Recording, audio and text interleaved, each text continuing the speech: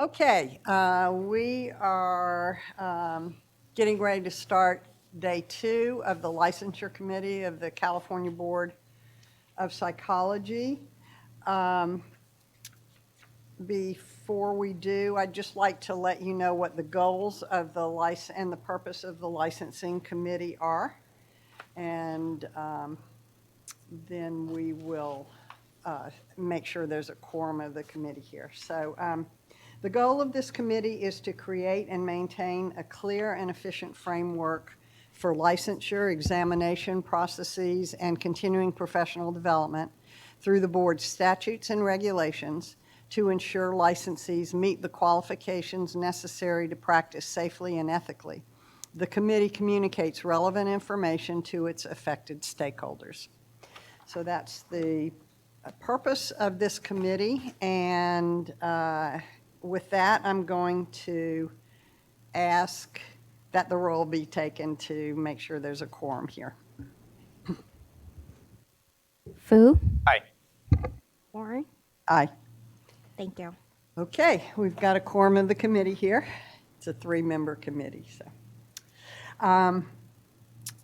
All right, before we get started on the other matters of the day that are on the agenda, I want to know if there are any public comments for items that aren't on the agenda.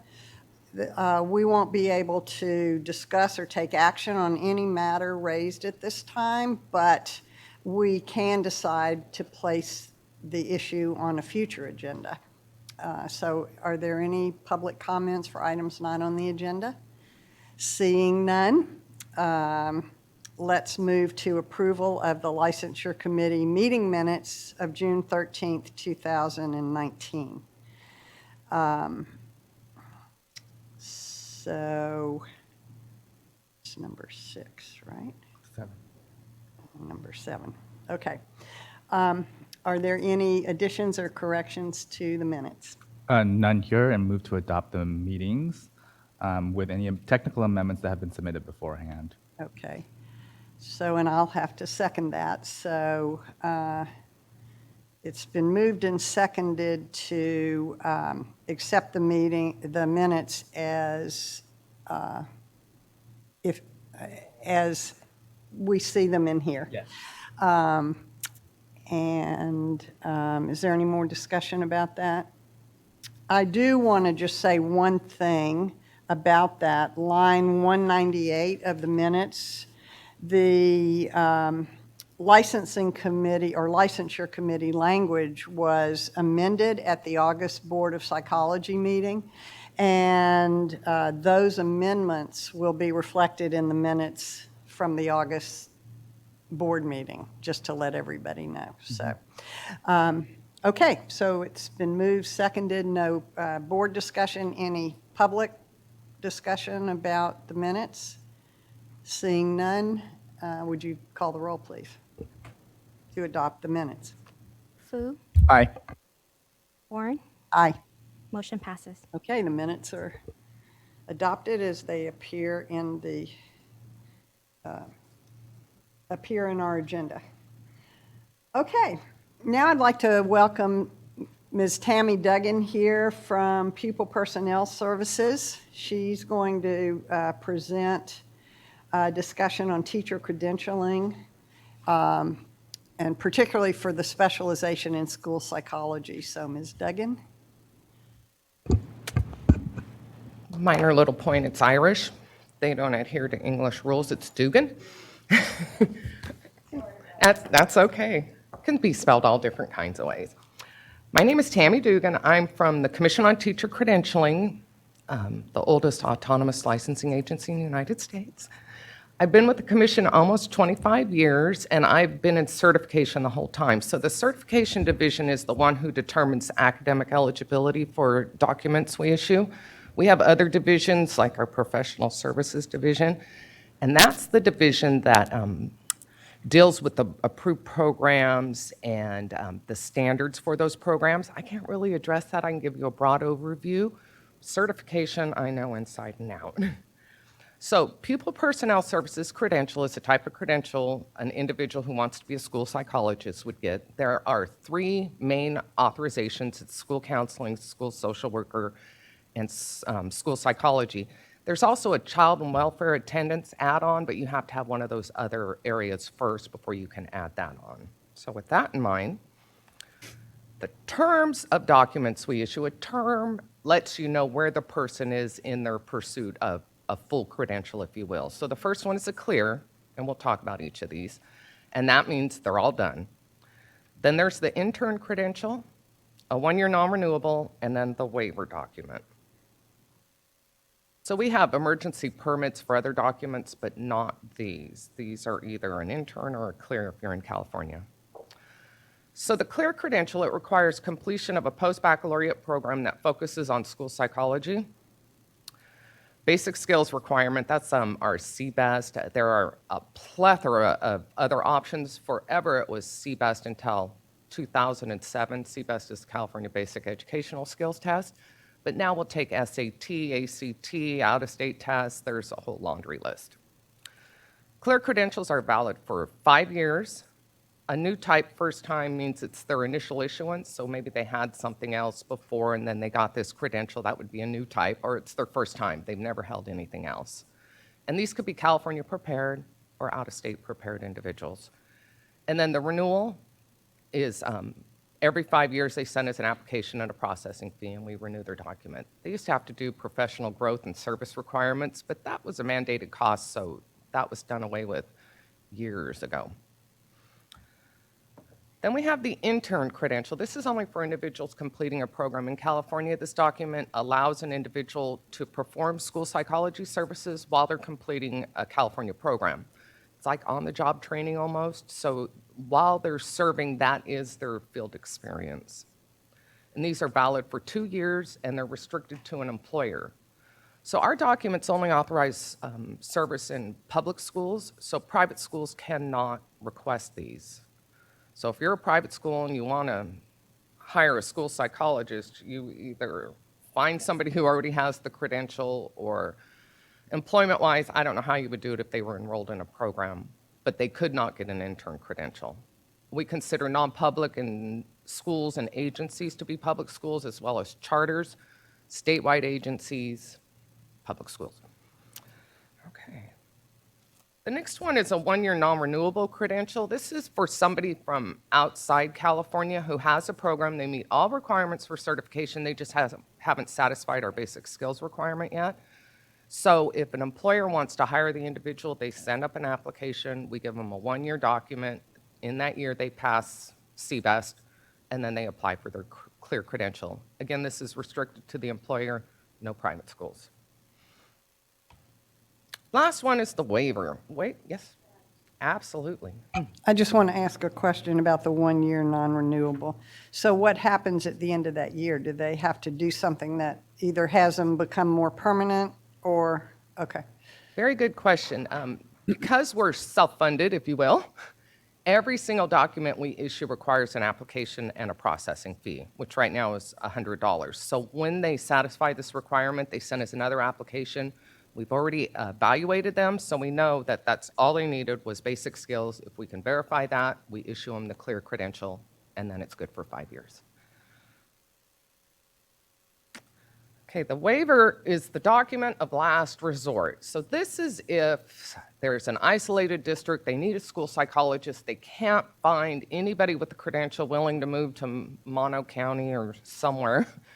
They have to go before the employer, goes before their governing board, they get this approved, they send us an application, they justify the need for this school psychologist that they've recruited, they can't find anyone, and that document is issued. So this is somebody who doesn't have a program. Hopefully they're enrolled in the program. They might need just basic skills. Again, it could be an out-of-state person or somebody who wants to enter an intern program, but they don't have basic skills yet, and that's a precondition for program enrollment. These are also restricted to the employer, and the validity is determined by the employer. They can make it just a school year from September to June, or it can be up to 1 year. But the expiration date's determined by the employer not to exceed 1 year. They can be reissued if the individual makes progress and the need remains. So every year, the employer has to be recruiting for somebody fully certified before they can request a waiver. Any questions on terms? Okay. So a California prepared individual has to have a bachelor's or higher degree from a regionally accredited college, basic skills, fingerprint clearance, and they have to complete a commission-approved program. Now, the commission sets the standards for the programs, and they're at a high level. Just this is what the program has to include. And then each college or university that wants to offer that program submits a document to us. We have a committee that looks at those. So programs won't be the same from institution to institution. They all have to meet the same standards, but they could have different GPA requirements, different course amounts, course titles, and stuff like that. But once they're accredited, that becomes their program. They maintain it, they implement it. We review. There's a 7-year accreditation cycle with points along the way that they have to check in. So the California program includes 16 generic standards. So those 3 main authorizations I mentioned, the counseling, school social worker, and school psychology, all include those same 16 standards. And then school psychology has 11 additional standards that have to be met that are specific to school psychology. The individual has to complete 450 hours of practica prior to their field experience, and then the field experience is 1,200 hours in the school. And that could be on the intern credential or just while they're in the program, they just go and like student teaching almost. I do have another Yes. question, so I just want to make sure I understand this. So for the California prepared folks, they have to come from a regionally accredited college or university, and then their program also has to be accredited. or Absolutely. approved. Okay, Regionally accredited and commission approved and accredited. okay. Yes, yes, ma'am. Very good question. So these are the generic program standards. I know it's kind of small, there's a lot, but as you will see, the difference between our program and your programs are probably that these are focused on schools and how schools operate, what you're going to encounter while you're at that school site. So these are the generic ones. And then the specific program standards for the school psychology program are displayed here, the 11. A lot of them. Again, this is a 60 semester unit post-baccalaureate program. Does not have to result in a master's degree, usually does, but that's not a requirement. Uh-oh. To be a school psychologist, you're talking about. Right. Oh, I don't know what happened. Okay. So, for a couple years now, we've had a panel convened to look at the program standards. These were last updated probably in the late 90s. So that panel has been presenting items to our commission, and in April of 2019, those were approved. I gave you a copy of them. It's item 4B. That's why I'm not spending a lot of time on the old ones. So these are the new program standards we're streamlining and strengthening. The old program standard book is 129 pages. And this whole item is 33 pages, and it has a lot of information up front. So these are really streamlined. These individuals who are enrolling in programs can't enroll in an old program under those other standards we looked at after July 1st of 2021. And all programs have to be transitioned if they want to continue offering the program by the 2021-22 school year. Has to be in place. I don't think there are major changes. I believe the standards number is the same. They've just streamlined them. Again, that's upstairs. If you want specific information, you can invite somebody from PST. So out-of-state prepared individuals, again, they have to have a bachelor's or higher degree from a regionally accredited college. They have to satisfy our basic skills requirement. They have to have fingerprint clearance, and then they'll have also completion of a 60-semester unit post-baccalaureate program that focused on school psychology.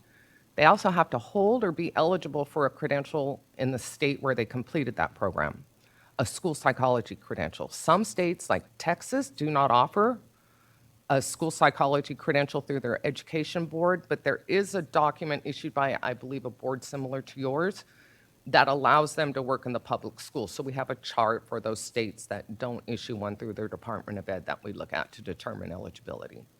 So when we get these transcripts, we just look and we're like, okay, do I see 60 post-baccalaureate? Does it look like it focused on school psychology? Was there a practicum? Do they have the credential? So this is Quick question. Yes. And a semester is considered 12 or 16 weeks for your purposes? A semester, so colleges work on quarter or semester. So if it was quarter units, it would be 90. So we just look at the transcripts and determine, does this institution operate on a semester or a quarter unit system, and then we do the conversion if we have to. Okay. So it would be 90 for quarter. Understood. Thank you. So this is the credential authorization. It's grades 12 and below, including preschool and classes organized primarily for adults. And this is the authorization within the Title V regulations.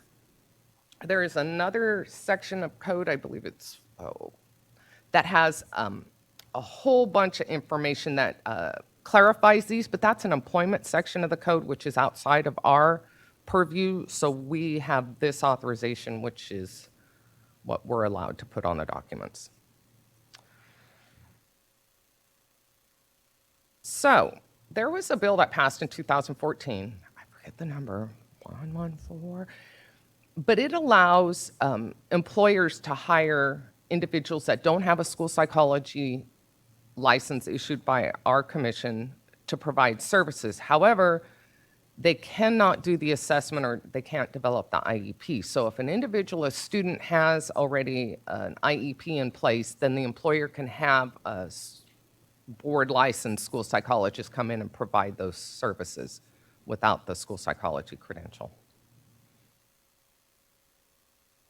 And this is just more information on that.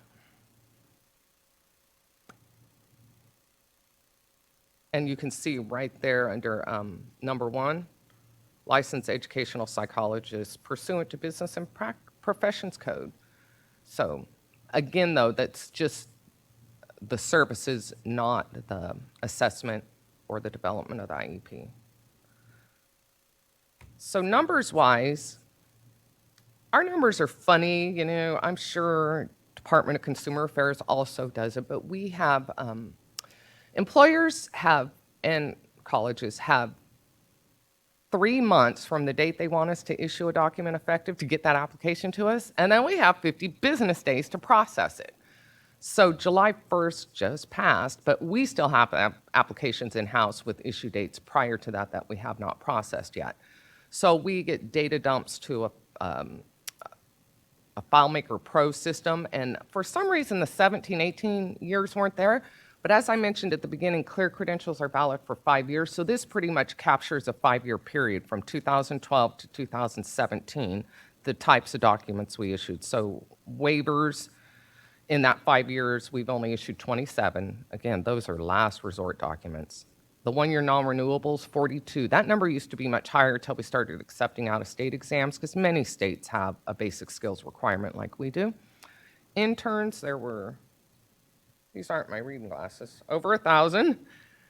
First-time new type, 2,300, and then renewals, 7,075. So 10,492, I believe that says, in a 5-year period. That's a lot for a state that has 1,000 school districts. I was looking on Department of Ed, and they said the ratio should be something like 1,000 to 1 of school psychologists to students. That seems like a huge workload to me.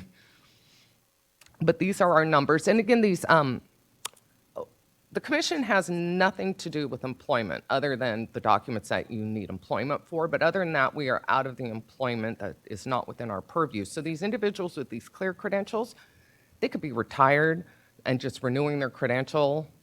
People do that. Or they could just be renewing it and not using it. So these are just the raw numbers of what we've issued. Yes, sir.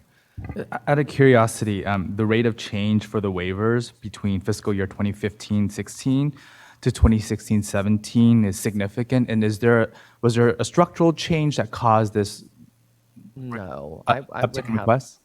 nope.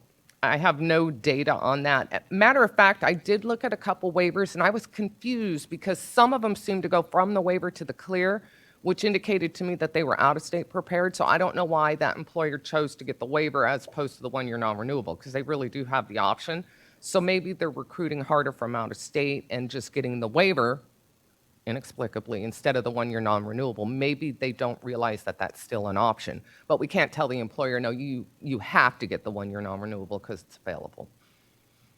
Or a person had the one-year non-renewable and they didn't pass CBEST within that time. Okay, CBEST is an 8th to 10th grade reading, writing, and arithmetic test. You'd be amazed how many people struggle with that. So that could also be another factor, that somebody came from out of state and either they were unable to take it or they didn't pass all 3 sections, so then they dropped down to the waiver.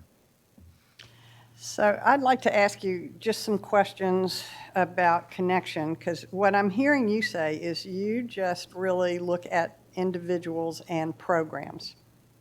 And that what you want to make sure is that the people who are serving in the school system as school psychologists have the credentials to do so or the preparation to do so.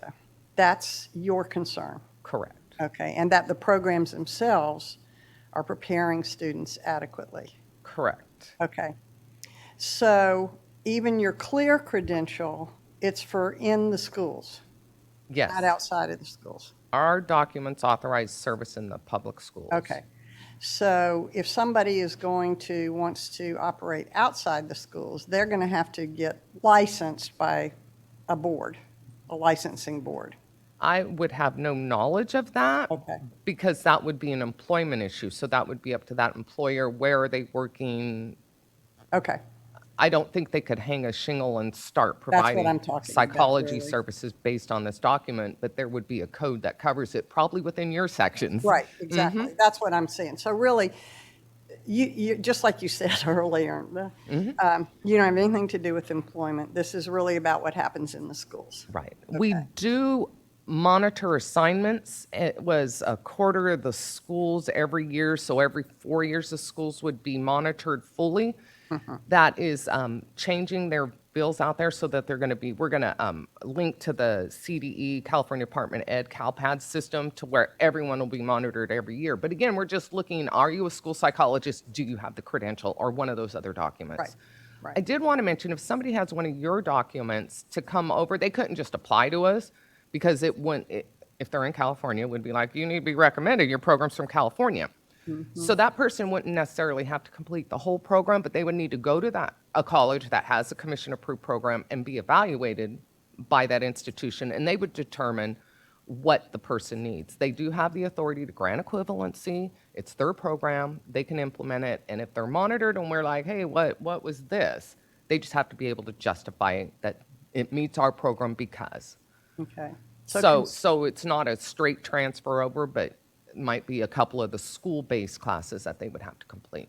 So conceptually, somebody could be a licensed psychologist, say, maybe has their doctorate in school psychology, which would make them a licensed psychologist.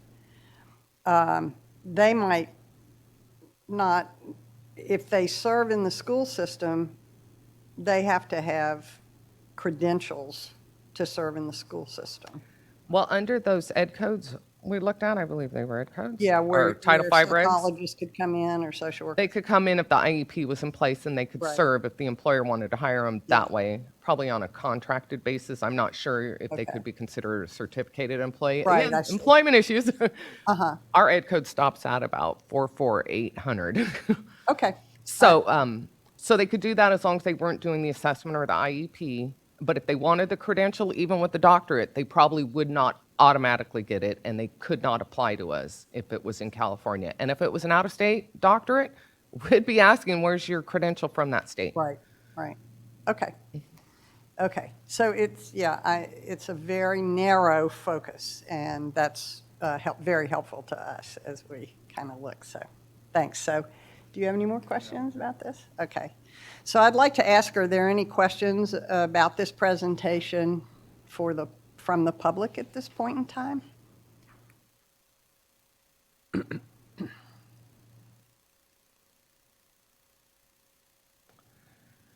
My sister-in-law is a retired school psychologist in Sacramento. I almost called her to say, Oh, come really? with me and talk about service delivery.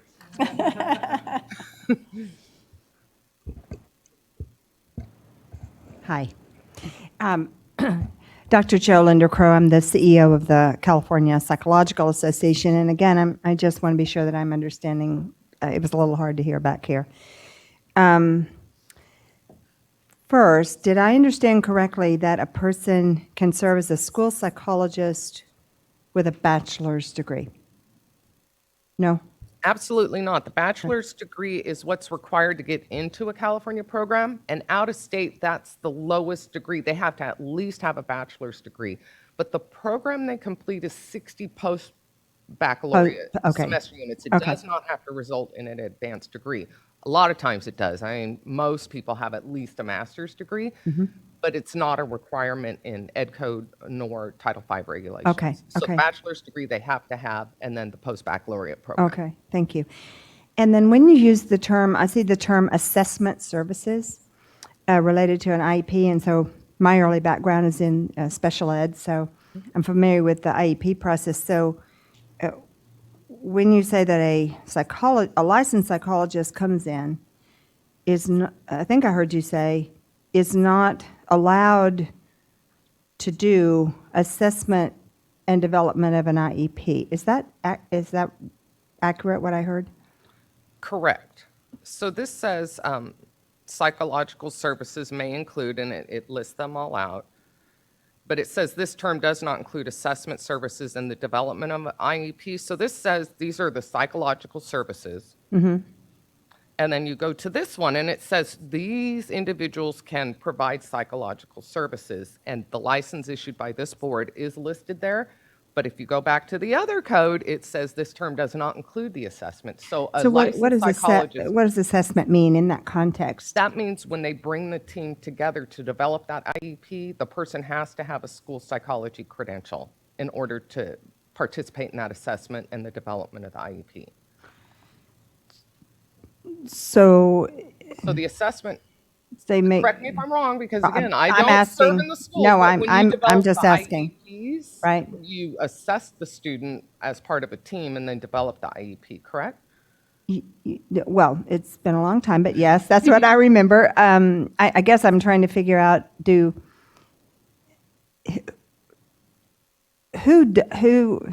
what are they relying on, if you know, and maybe this is a question for someone else, what then are they relying on in terms of are you talking about an educational assessment that a school psychologist does, not a psychological assessment? I have no idea. Okay, well, I would like to see if we can maybe get an answer to that. Yeah, and I then- think that would be more for an employer to do, somebody, a school district or a county office. A SELPA would be good, the Special Education Local Education Plan or Program. Okay. Bring in one of those, because they're the ones with the feet on the ground that actually do those Okay. assessments. I admit, I'm not familiar with the processes for special ed. I'm just really kind of trying to see what the distinction is about the scope of practice for an educational psychologist, a school psychologist, and particularly a licensed educational psychologist. One more question. I also saw the term psychological counseling as something that would be within the scope of a school psychologist. So Is that here? could you No. explain what that means? No? I cannot, service delivery, I mean, I work Okay. in No, licensing. I understand. yeah, No, I get it. licensing. I So get that's it. another SELPA question. Okay. You guys are way over my head there. Well, that's a question then to maybe put a pin in, because when we see the term psychological counseling, to me, that has a meaning. And if these are some of the questions that have come up for some of our members who are licensed psychologists. What does psychological counseling mean vis-a-vis licensed educational psychologists and school psychologists who have the credentials that you offer? So maybe I'll hold on to those, and maybe I Yeah. totally understand that you're talking about what you do, and that's fair. But I just wanted to kind of get some clarification on that for later. Thank you very much. Any more public comment?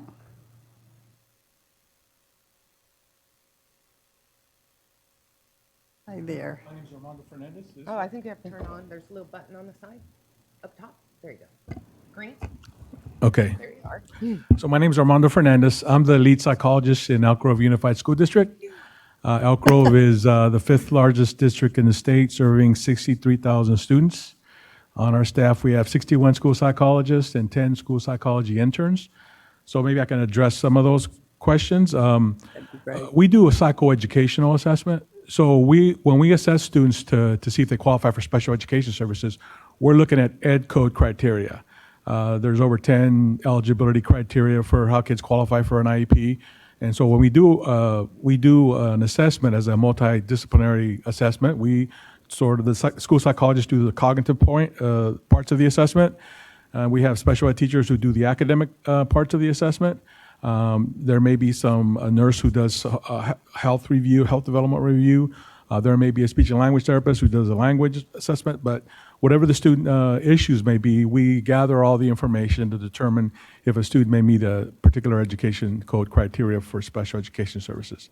Since 2011, the state has changed the law so that the schools now have to provide mental health support services for kids on IEPs. So as part of our jobs now is that we have to do an assessment to look at social emotional issues, and if those issues are getting in the way of the student making progress towards their goals and the goals on their IEP. If they are, and if they have a social emotional issues, and they qualify for what in our district we call educationally related mental health services. Okay, so when we talk about psychological counseling, it's basically counseling to address issues, social emotional issues that may be adversely affecting their educational performance. So that's the psychological counseling that we do in the schools. LEPs basically I view it as an advanced credential that allows you to practice outside of a district if you want to, but addressing learning issues primarily. So if you have for example, I have an LEP working in my district. I don't use it to do private practice. But the districts do view those as anything advanced credential like an LEP or NCSP, a National Certification of School Psychology credential, are viewed positively by school districts because, as you may know or not, we live in a very litigious environment. So when there's challenges or fair hearings or stuff, and we're called upon to testify, the first thing the attorney asks is, what are your credentials? So anytime you can say, well, I have my PPS credential and I have a LEP credential and I have an NCSP credential, that's always viewed upon as just adding a different level of expertise to your testimony. But like I said, my district values it so much that we get an extra stipend if our school psychologists have LEPs or NCSPs because we value that. And there's also continuing education credits attached to those credentials. So we know that those psychologists are continuing to do that and get trained up on current trends and all that. So I don't know if there's anything more I can add, but No, that's very helpful, thanks. Yes. I'd like to ask you a question. Sure.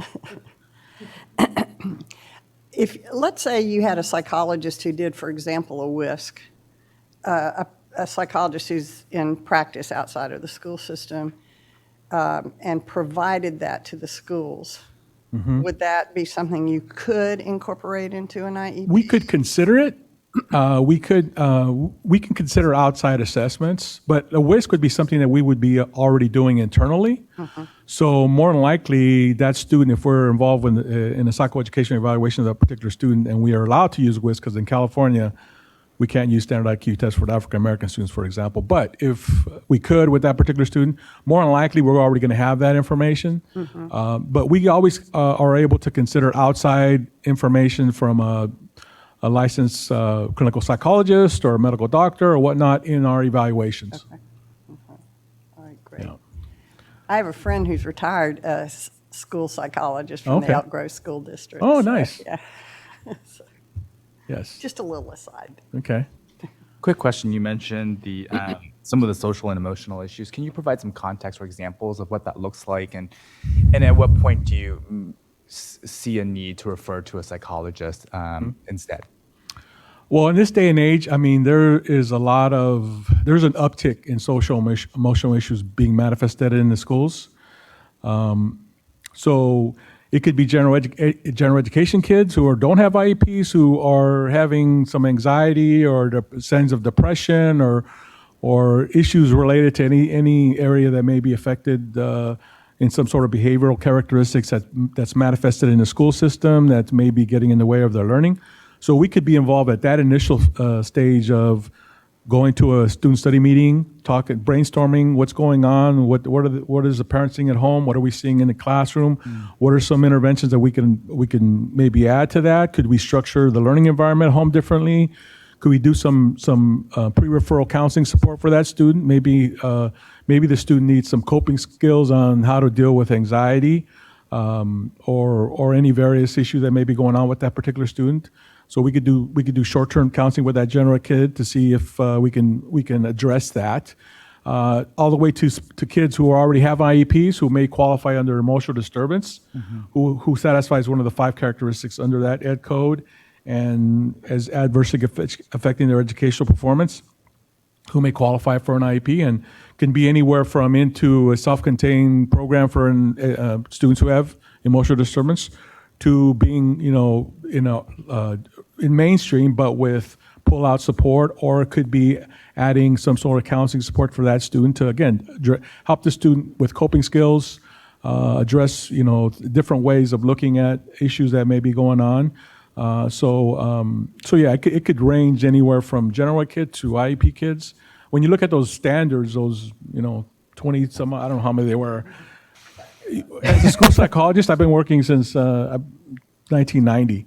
You see every one of those issues, okay? So you have to be able to deal with the kindergartner, first day of school, having separation anxiety from the parent, having crying fits, to a student, a second grader who's having reading difficulties and we're trying to figure out what the issue is, to a 5th grader who has attention deficit disorder and has very difficult organization and attention skills in the classroom, and trying to figure out, do they qualify for a 504 accommodation plan, or what can we do to help that student, to a 9th grader who's cutting themselves, and we have to figure out what's behind that. Is there, what issues are going on, and how can we intervene or provide resources to that student, or refer them to outside mental health agencies if that is one of the issues, one of the interventions that we could do. So it varies. I mean, we're involved in all kinds of meetings in the school system, from SSTs to IEPs to manifestation determination, where we're trying to figure out if a student is being disciplined, whether it's related to their disability or not. And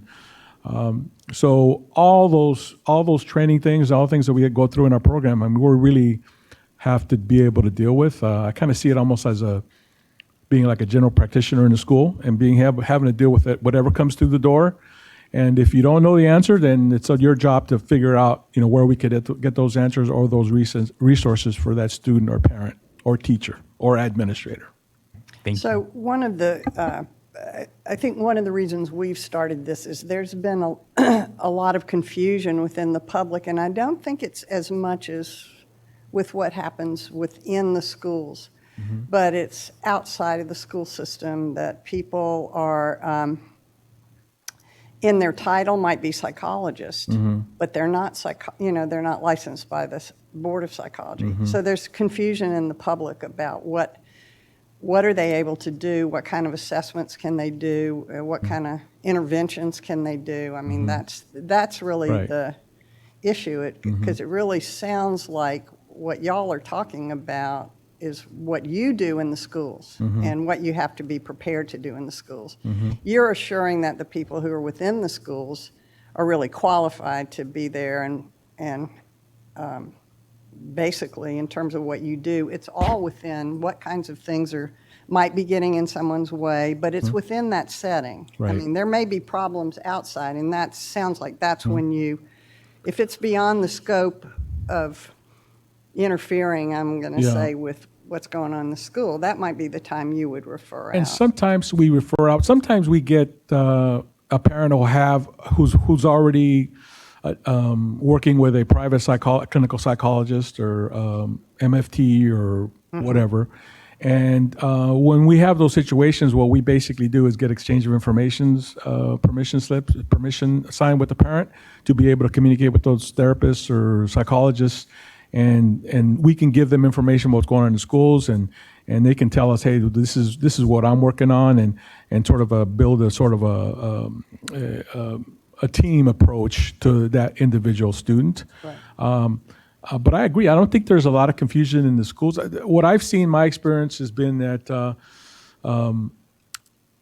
most of the differences come with just having the knowledge base of the school systems that sometimes clinical psychologists may not necessarily have, and just bridging that. So for example, in the schools we qualify students for services under Ed Code criteria. Okay, in private practice they rely on DSM-5, sort of medically based diagnostic criteria. So a student may qualify under DSM-5 for depression or whatever, and may not qualify under Ed Code. And sometimes there's differences. There's misunderstandings about, well, my psychologist said that my son or daughter has this condition, so therefore they qualify for services. And then we have to explain, well, we can consider that information, but we have to do our own assessment to determine whether the student meets Ed Code criteria for a particular eligibility condition. So that's more of the issues sometimes when I see some. Where you might see that confusion. Yes. It's like what my psychologist said, and I think we're seeing it from the other side, that there are people in the community who might be, say, licensed educational psychologists. People think they're going to see a psychologist who are trained to do things broader than within the schools. But actually, the LEPs are supposed to be thinking about, what you're saying is they're supposed to be having an educational focus. Correct. Not that larger focus. Right. That's the confusion yes. for Well, I think, our- I would hope that if a parent goes to a licensed educational psychologist and starts talking about, broader sort of family dynamic issues that may require more ongoing type of therapy, that the licensed educational psychologist would know that they need to refer out to more of a clinical psychologist or MFT or that to deal with that, and sort of strictly rely on sort of, knowing all those issues. How can I help your son or daughter address the learning issues that may go along with that? What strategies can we put in place at home? What strategies could we put in place in school to help bridge those issues? Yeah, great. Yeah, thanks. That's very helpful to us. Do you have any more questions? I'm wondering if there are any public comments or questions for either of our speakers at this point in time? Okay. You didn't know you were getting No, I into didn't. this, did you? Oh, okay. I offered you up. Sorry. Yeah. Thanks very much. Hi.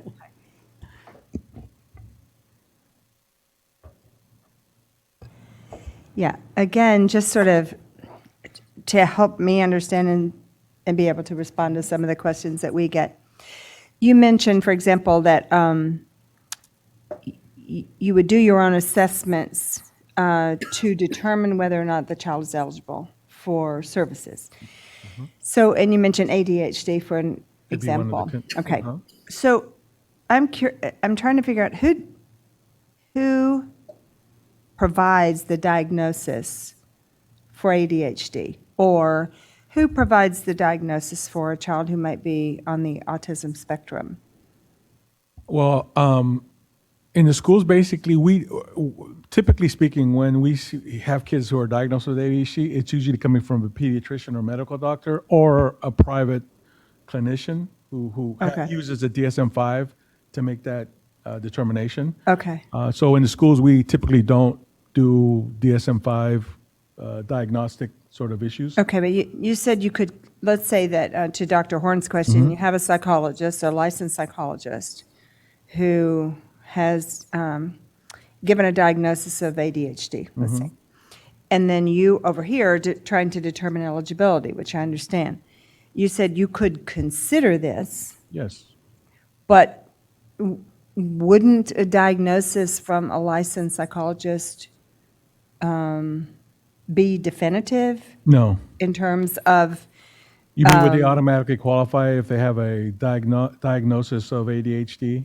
I guess so. No, they wouldn't necessarily automatically qualify. There's limiting conditions to all criteria. For example, under other health impairment, which is one of the eligibility criteria for special education services, which I would say a very large, if not substantial part of the kids that qualify are other health impaired is because of attention deficit disorder. There's limiting criteria to that. So you can have a condition like attention deficit disorder and be able to function with accommodations or interventions within the regular classroom that you would need to go to the level of, say, a 504 accommodation plan, which is sort of a step under an IEP, or you may not necessarily qualify for other health impaired because maybe with those accommodations and modifications, you're able to get access to the curriculum and able to do fairly well. And so because you have a diagnosis of either ADHD or depression, DSM-5 category or diagnosis does not automatically say that you qualify.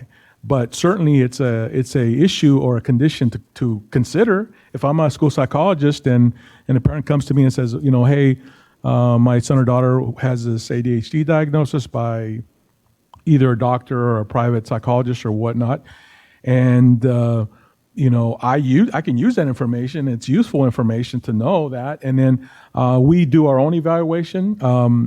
Which I think is a good backup because we have rating scales and forms that we fill out to see if those characteristics are present pervasively across all settings. Mm-hmm. Is it just the home or is it just the school? And really, if it's a condition like that, it really should be across all settings. So, I mean, so again, those diagnoses are definitely useful, and we do consider them. We do use them in our assessments if they come to us, but right. It's not to say that because you have this diagnosis that you automatically qualify. Okay. Yeah, I guess I'm just more interested in how the diagnosis itself happens. Mm-hmm. And going back to autism, because you did mention autism. Yeah. So there is a DSM-5 diagnosis of autism. Yes. It's a clinical diagnosis. Yes. However, we do not use that. We cannot use that in the schools. We have to go by the Ed Code criteria of how a student qualifies for behaviors. autism. Well, so forth. That's one part of it. Mm-hmm. There's also language issues and receptive and expressive and pragmatic, and so. But we have to follow the Ed Code criteria. So if a student has a autism diagnosis by even the Mind Institute or whatever. It's information we consider, but we still have to do an evaluation to determine if the student meets Ed Code criteria of autism, and that's basically how it works. Okay, and then I want to be sure that I'm understanding. Mm-hmm. Do you have anyone on your staff in the schools who is providing a psychological assessment of children? By psychological, what do you mean? I mean the kind of assessment that licensed psychologists are qualified to do. We don't use DSM-5, which is primarily... So the distinction is you're doing an educational assessment. To look at social emotional needs, yeah. So we have rating scales to look at depression, anxiety, all those type of things, and we use all that information. Right, to so you have rating scales, but you're not providing a diagnosis depression for not a DSM. We're not providing a DSM-5 diagnosis. So that's the distinction, but a little bit of we've had feedback, for example, that a psychologist might over time get a referral for a child who, in their notes in school, the notes might say exhibits autistic-like behaviors. Mm-hmm. But never a diagnosis of autism, a formal diagnosis of autism. So by the time that they get to a psychologist, some years have gone by. So these are the kinds of concerns that I think we heard, and I guess that's why Dr. Horn raised the question of, does the public understand the distinction?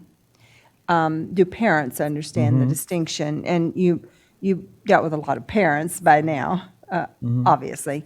Do the parents understand the distinction between an educational assessment and the educational services they are getting and the need for a psychological assessment and perhaps interventions from a mental health professional, a licensed mental health professional. So I think this is where some of the confusion has come up and some of the questions have come up. It's like, is it confusing to the public, and let's use parents, because these are the folks that Well, and I think mostly most of the are dealing time, with this. if you're a parent of a student with special needs, you don't automatically understand everything, right? So yes, we do a lot of educating with parents about the differences between a DSM-4 medical sort of based diagnosis and an ed code criteria. You do, okay. So yes, absolutely. We do that all the time. So, and like I said, when a parent will come in with either ADHD or depression or autism and say, my son or daughter needs special education services, and here's the diagnosis, and Right. we have to. And then you have to take We the have to next understand. step. Yes, we have to say, okay, well, there's a process that we follow. And I would say this. I mean, if a student for autism, for example, if they're for years and years to go by, say, for example, fourth or fifth grade, those are fairly rare instances, because usually you're dealing with more of a high functioning autistic spectrum sort of disorder. Because the more significant or severe kids with autism are really caught at the pre-K level. We have in Elk Grove, we have a pre-K assessment center. We assess over 300 kids every year. And usually we catch the ones that are pretty, significant early on. But yeah, certainly there's some kids that are more high functioning that may have could qualify under, say, DSM-5 for autism, but they wouldn't meet the threshold of qualifying for the autism designation for special education services. Okay. So that does happen. All right. Yeah. Thank you very much. You're welcome. That's helpful to get that information. You're welcome. Thanks. Absolutely. Mr. Fernandez, if I may ask you another question, Sure. since you volunteered yourself today to Well, be yes, I didn't realize, but okay, yeah. an expert witness for us. What are the things you mentioned that there's in the ed code prescribes a certain list of conditions that you would have to do on your own that is separate from the DSM? So has there been instances where a student has had a psychologist, a child psychologist in private practice, for example, make a diagnosis and then say, well, as a parent, you need to go talk to your school psychologist as well to make sure they get that ed code evaluation, so the appropriate resources are in place at the school? Is that a relationship that happens? Absolutely. Yeah, absolutely. And like I said, many times when we have parents who are seeing a private clinical psychologist or whatnot, we'll ask for exchange of information, because we can't just speak to them.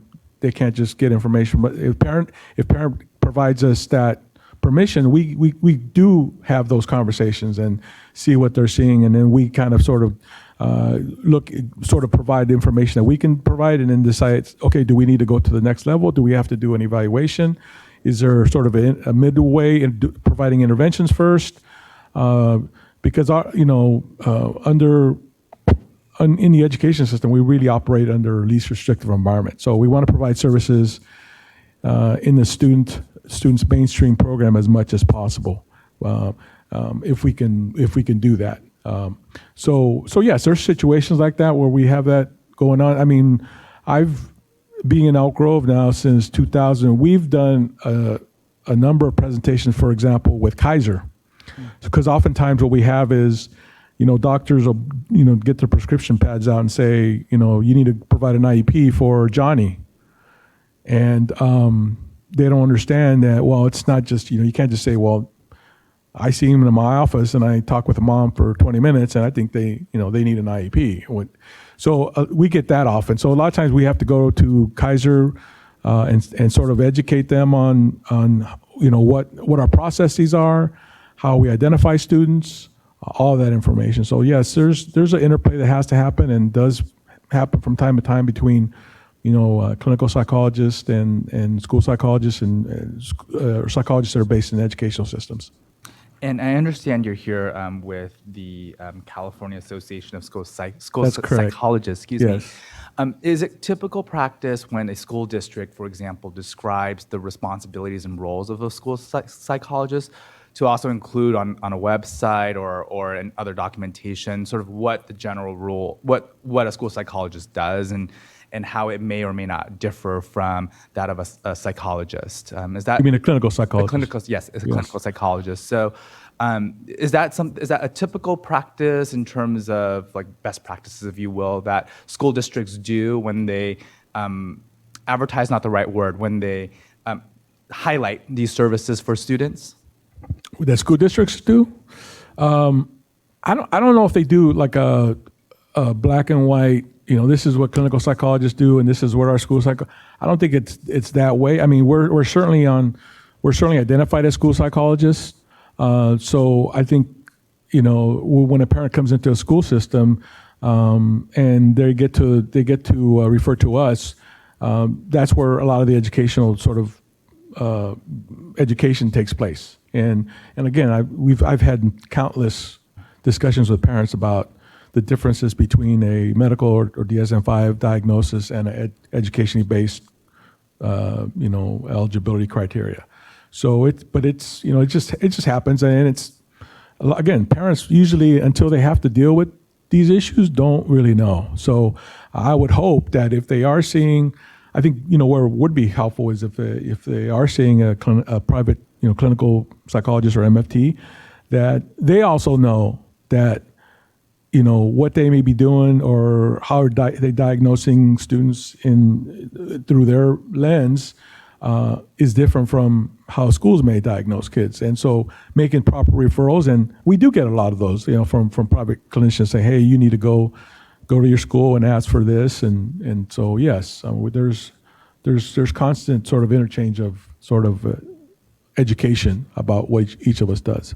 That's really helpful to hear, because I think we bifurcate these for purpose of discussion when it comes to our rules and regs here, but I think when it comes to an individual child, and we want to make sure that it's as seamless as possible from at least the consumer protection perspective, but also from educated perspective as well. So that's helpful to hear. And I think there's room for all sort of professions. I mean, there's things that are, really family dynamics, really embedded in the family that we really can't provide in the schools. We don't have the time, we don't have the resources to do sort of therapy, psychoeducational therapy, not psychoeducational, but psychological therapy, that a private clinical psychologist or MFT would certainly be more sort of equipped and be able to deal with. Yeah. But it's good to be able to work in partnerships when we have those going on, because again, we don't want to be providing counseling in schools and then there's private counseling going on, and if there's no exchange of information, because it's like, you're kind of stepping on each other's toes and maybe going over the same stuff with a particular student or family. So, yep. Mm-hmm. Well, yeah, we have more public questions or comments here, so. Do I get a per diem for this?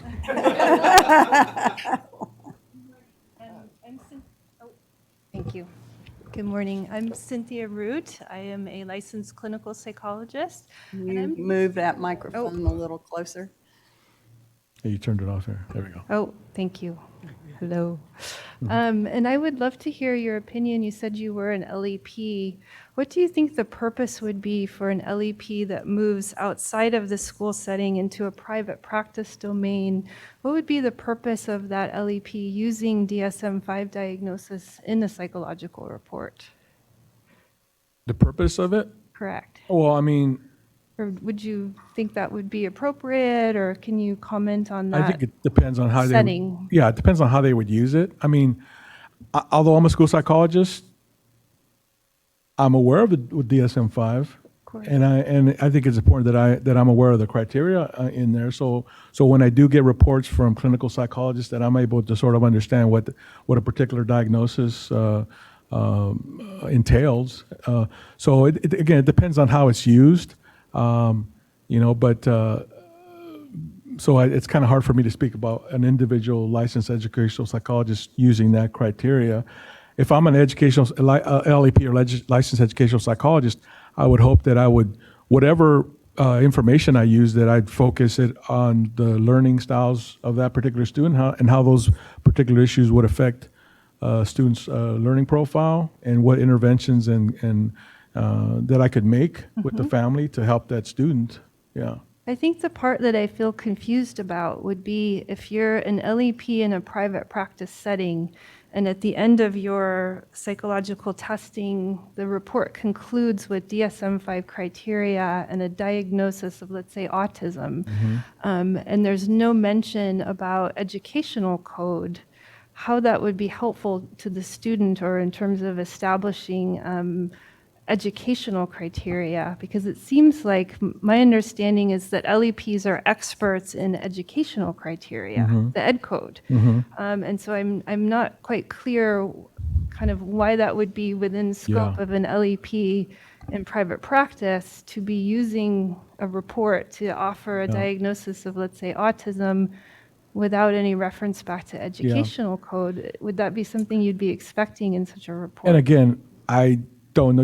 I think you'd have to ask that particular person. Resident expert in LEP. Again, I mean, all I can say is that you'd have to ask that particular person. So, because in every profession, you're going to have different people using it differently. So I don't know how, I haven't seen the report and I don't know how they used it. So Would that be helpful to your Let team? me I want to intervene here Okay, because sorry.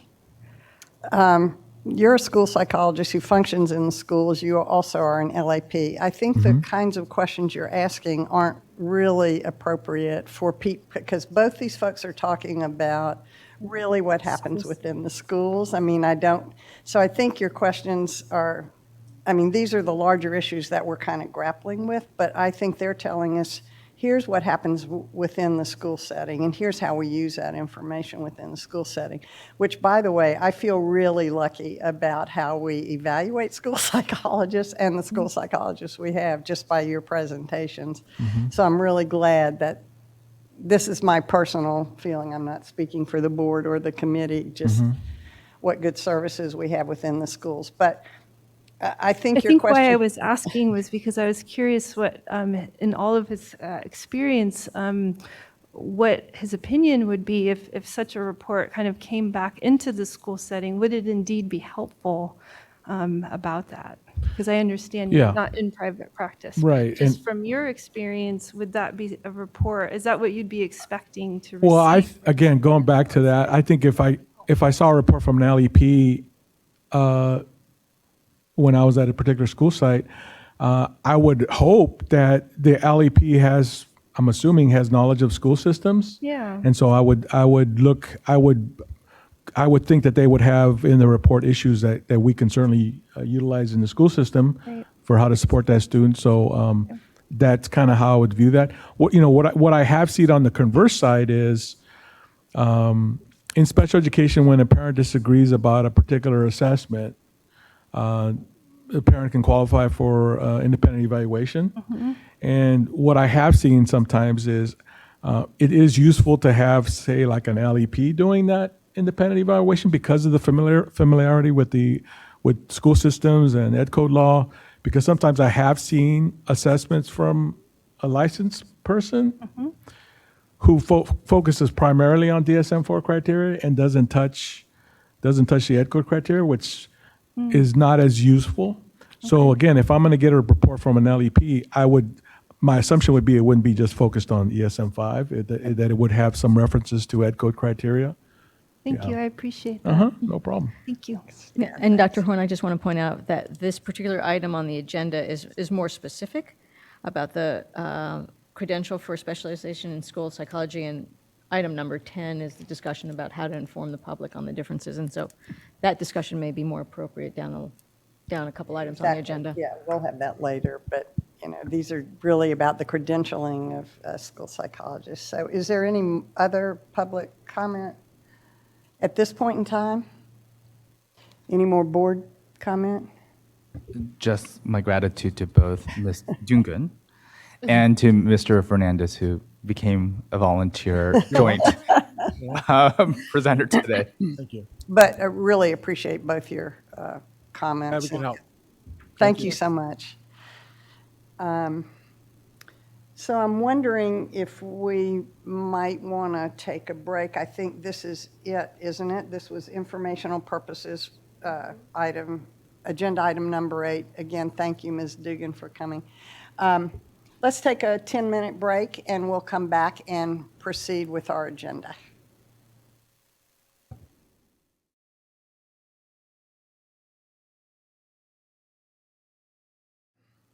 And move to agenda item number 9. And this is the video.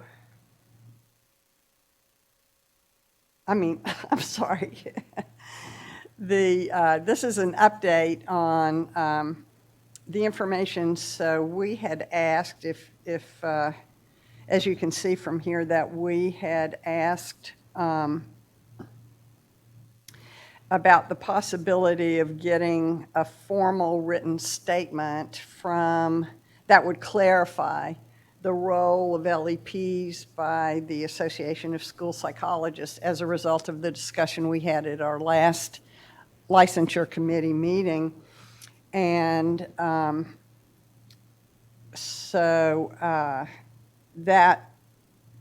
what we learned from BBS was that the scope of practice and the role of the LEP is codified, and so that tells what those groups can do, or that group can do, and that should be clear, and there's nothing additional needed. So I want to tag this on with the next agenda item, if that's okay, and then we'll get public comment from this. So this is just for information. This is an update on what happened as a result of our last meeting. And so given our presentations now and the feedback that we got,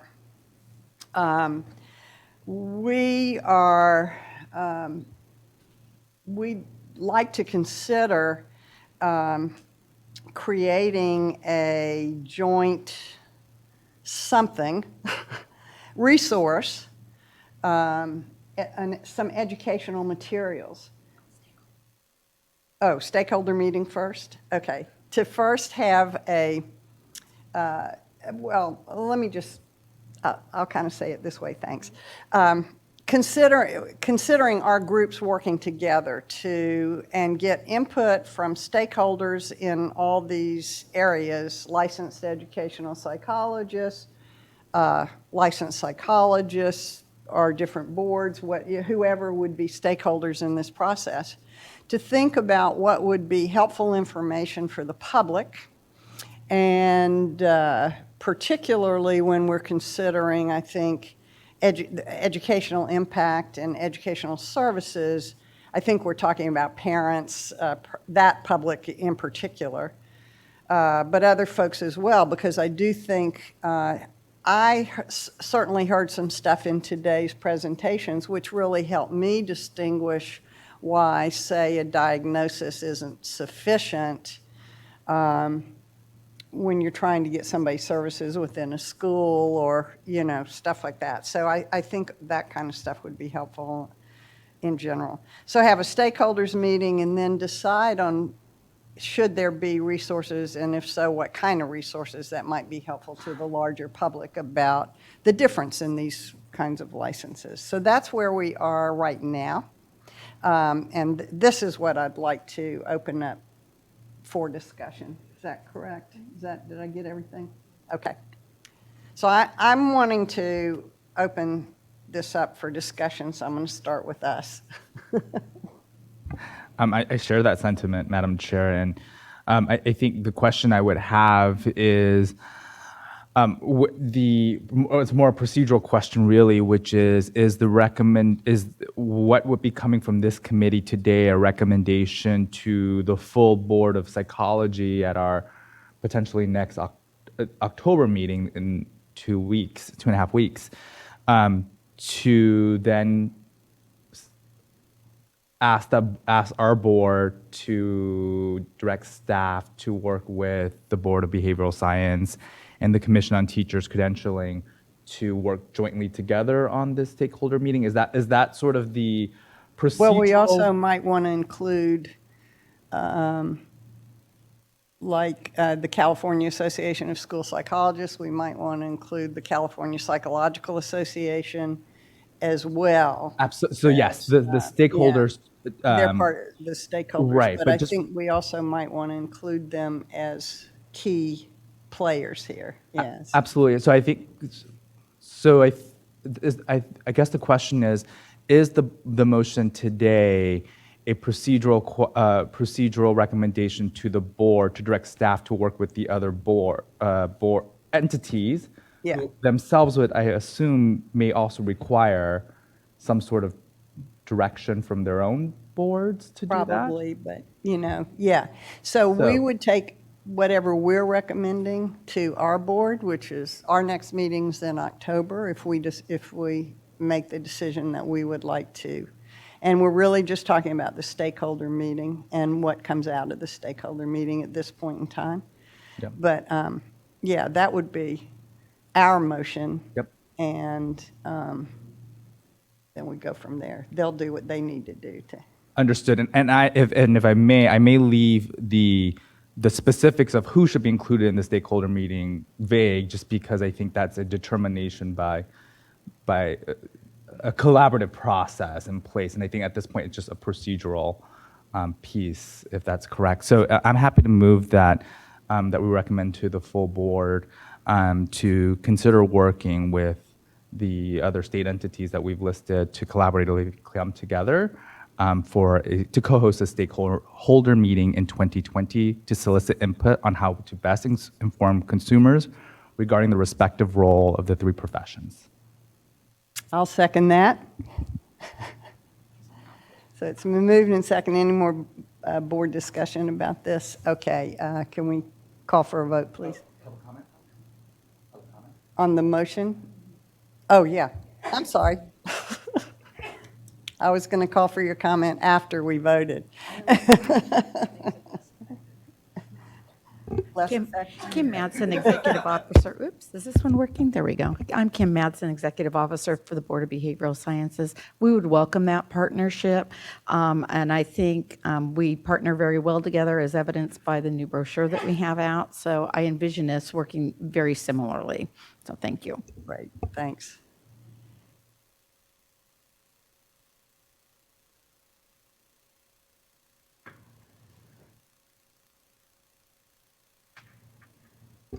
Hi there.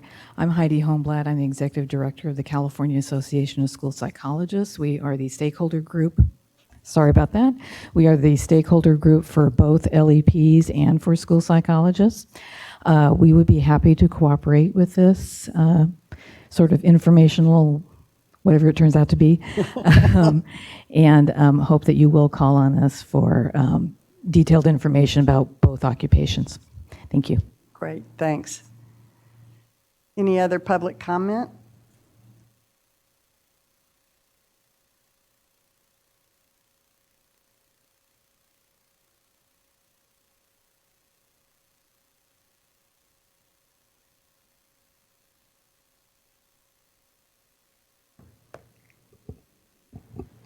Can you hear me? Okay. So again, I'm Cynthia Root, licensed clinical psychologist. And I had asked in the July meeting to get some written clarification specifically around the scope of referral that would be appropriate for an LEP in private practice.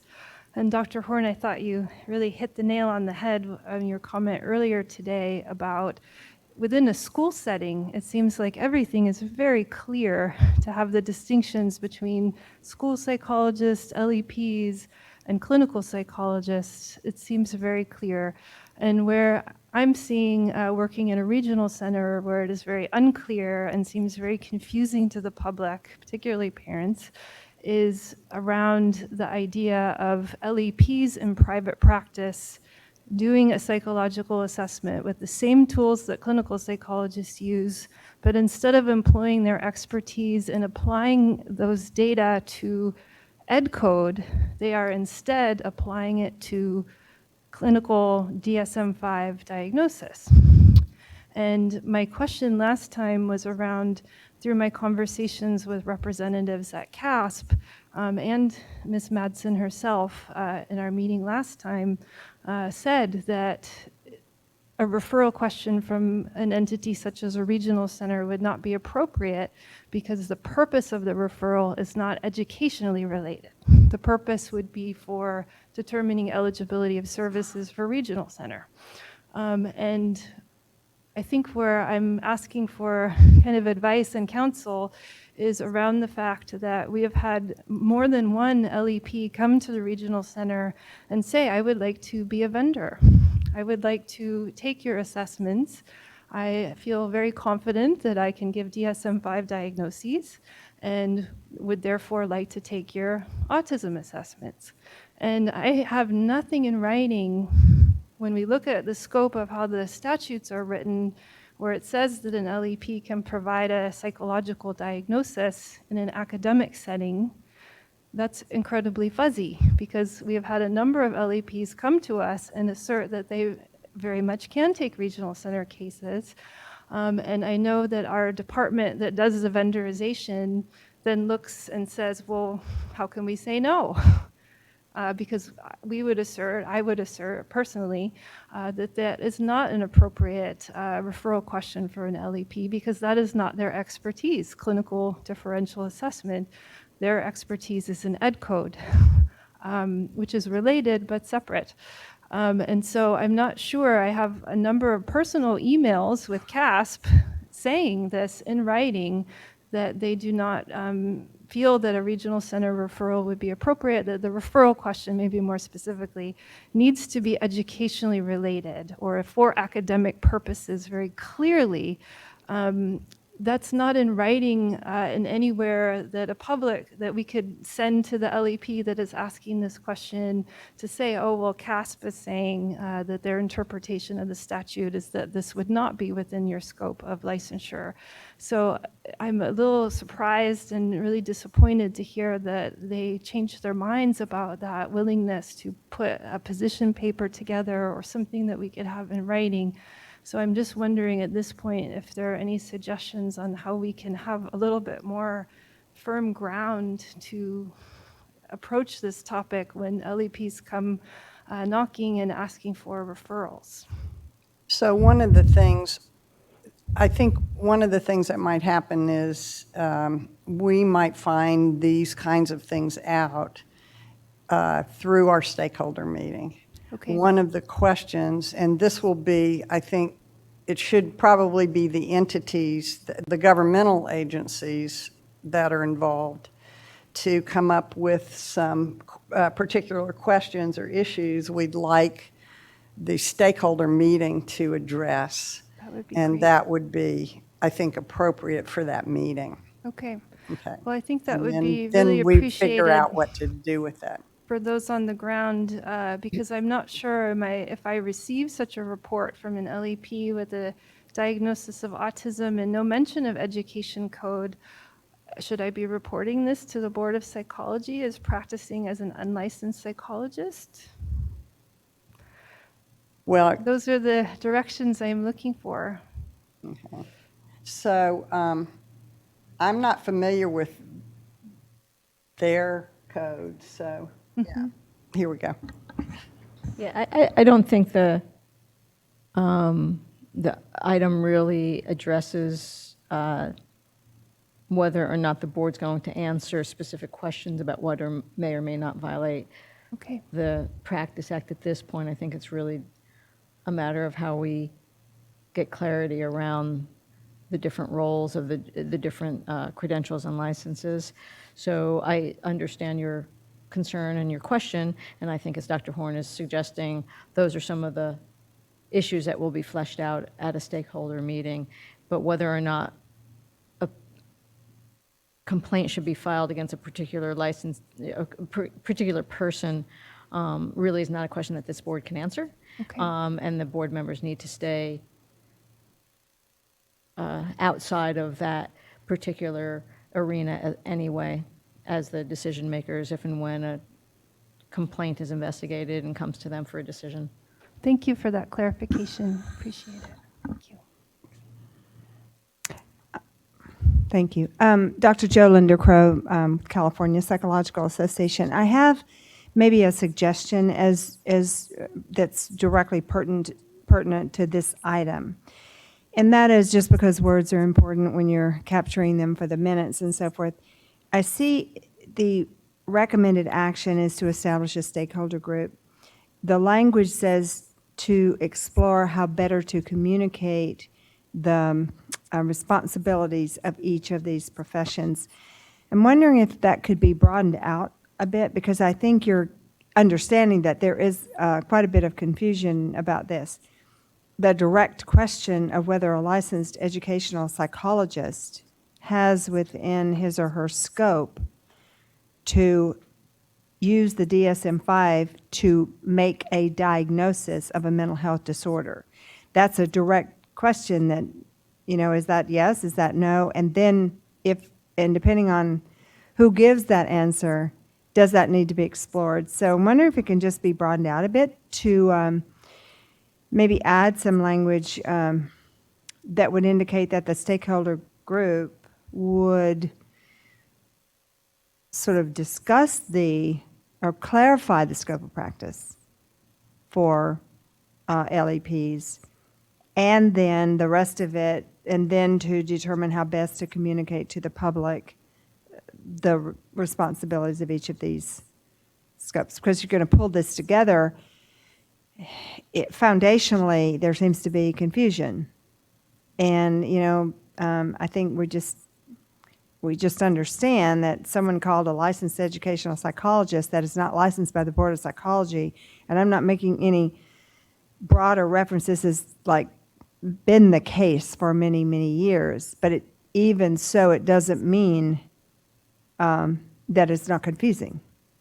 So that's just a suggestion, see if we can think of how to use that group. If you're going to pull a group like that together, can part of the task of the group be to delve into this a little bit, to get clarity? Because it's not clear, it's not even clear to us, I have to say, whether or not the answer to that question is yes. Now, Kim's going to say yes, and it's a confusion, I think, in title and also in scope.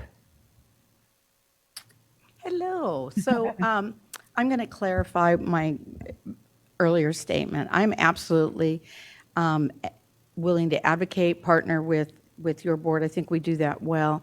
What I'm not willing to do is have our scope of practice for licensed educational psychologists opened up and subject to interpretation. The law is clear. The scope of practice is clear. If an LEP has that clinical license, they can use the DSM to diagnose. And as Dr. Connolly testified at our prior meeting, she definitely said, if you have a child with ADHD or autism, she has never seen that child not have another mental disorder. And as Mr. Hernandez testified earlier, you see that. This is a partnership. And I'm willing to partner. I think it's good to educate the public about what to expect from the respective professions. We could even do that in my own board, given that I have marriage and family therapists, social workers, and clinical counselors. The more information that we can provide consumers arms them with what they need to have to make an informed decision. But I really want to be firm about I'm not interested, and I can guarantee you my board is not going to be interested in opening up a scope of practice for educational psychologists. I think it's pretty well clear and defined in law currently. Thank you. Could I just ask you one question, just again to be clear?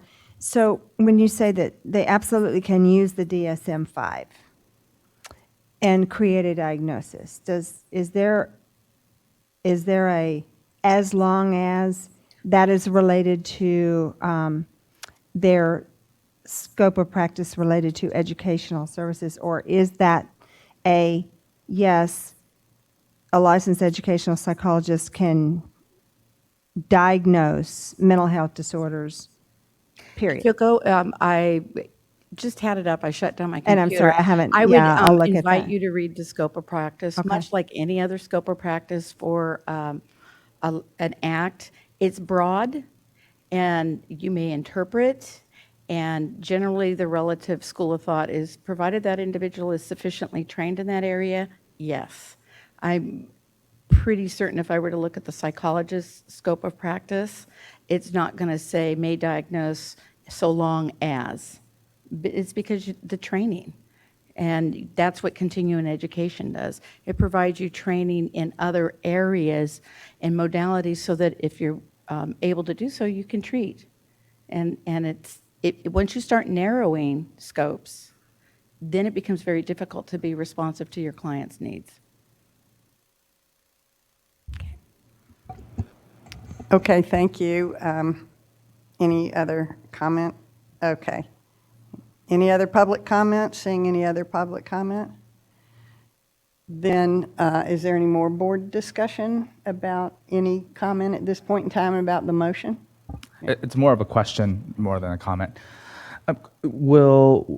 If this clears the full board in October and also clears the other boards and commissions, is the intention that Solid would be involved in curating this discussion and process? That would be what I would think.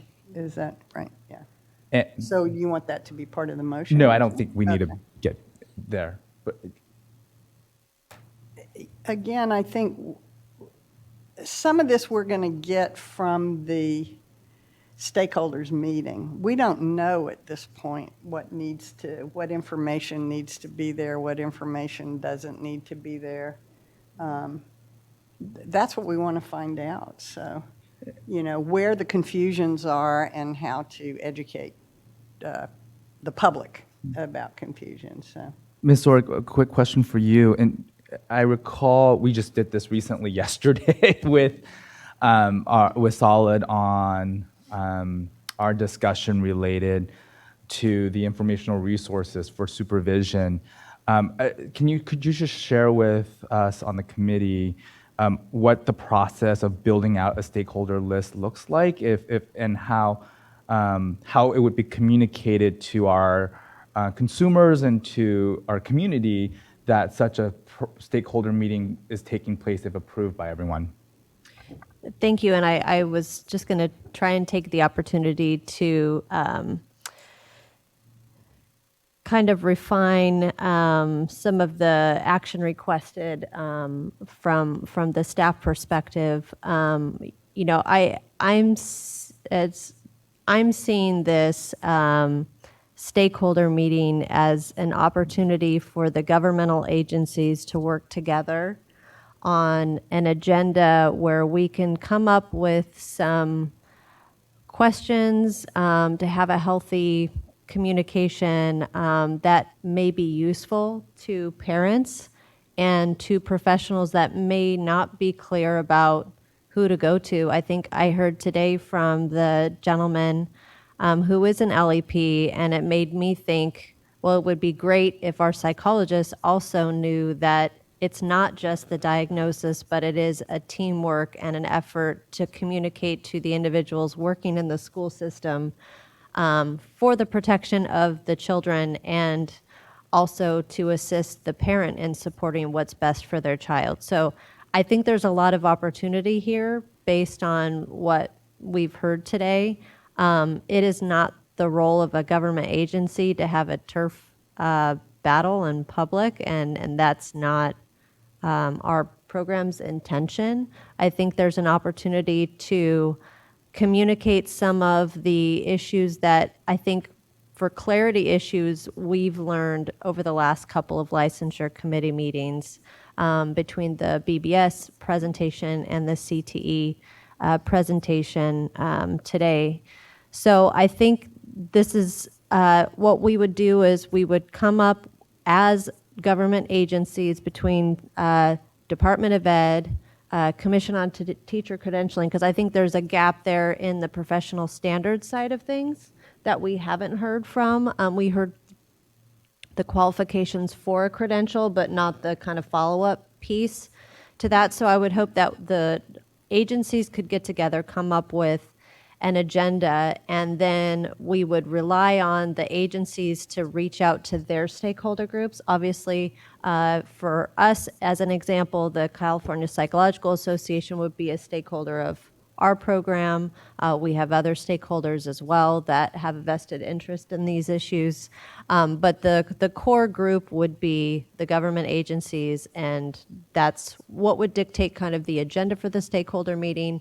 And then whatever byproduct the agencies felt good about that we could all be able to use for our consumers and our professionals, I think that would be a positive. So I just wanted to kind of reframe it a little bit. And then hopefully that's a useful tool for people.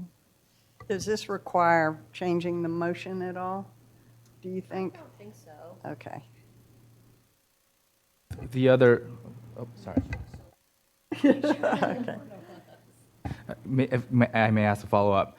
So just in terms of once the agencies come together to develop an agenda, if you will, then Solid from the Department of Consumer Affairs would then take that neutral role and facilitator hat. I hate using that word, but play that role. And to my understanding, they would then communicate that out to the stakeholder list provided by the different agencies, including ours. Is that correct? And I think what I heard yesterday on a separate issue with regard to the informational resources was that Solid was able to receive about 330 responses within a week with just a survey request. So hopefully that the same list that we're sharing with Solid on this issue, once approved, can also have that same extensive response with the agenda that is developed, so that we do get that input from our community. One of the things I'd like to suggest is that we have people RSVP if they're going to come to the stakeholder meeting. That's just a little housekeeping thing, but just so we kind of have an idea about how many folks we're talking about who might come. So We can always ask for an RSVP, but people aren't required to. people are not required to, yeah. But with the Bagley-Keene Open Meetings Act, it would be a meeting that would be open to the public. So It would just give us some information about. Right. And what we could do is Anybody's welcome, but, you know. right. And what we could do is, it would go to our normal email lists and everything, but we would work with the other government agencies on who to kind of target to kind of maybe do a personal follow-up to see if there are individuals that should have a voice in the stakeholder meeting that we just want to make sure they got the agenda kind of thing. And I think we did that with the child custody stakeholder meeting, which was another stakeholder meeting that we worked with BBS with, and our turnout was really positive, I think, in that. And we did some personal follow-ups just to make sure we had a good turnout. Okay. sorry, a quick. You mentioned the child custody stakeholder meeting. I was thinking more in line with the pathways conversation. So just a clarification question then.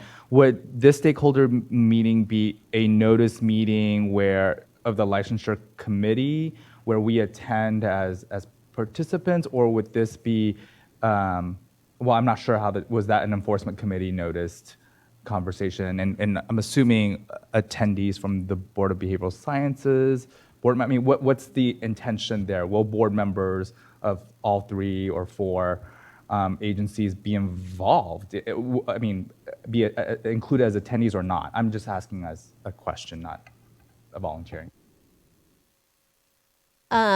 So this would be a publicly noticed meeting, and for the child custody meeting, it was also a publicly noticed. Oh, you know what? It was just a meeting that we gathered because our enforcement committee is not made up of enough members to require the Bagley-Keene open meeting. So it was just a targeted group of individuals that we invited. But I think in this circumstance, because we're dealing with the public, the committee is a open meeting. So I would recommend that we go ahead and post it and work with the other agencies on getting that message out.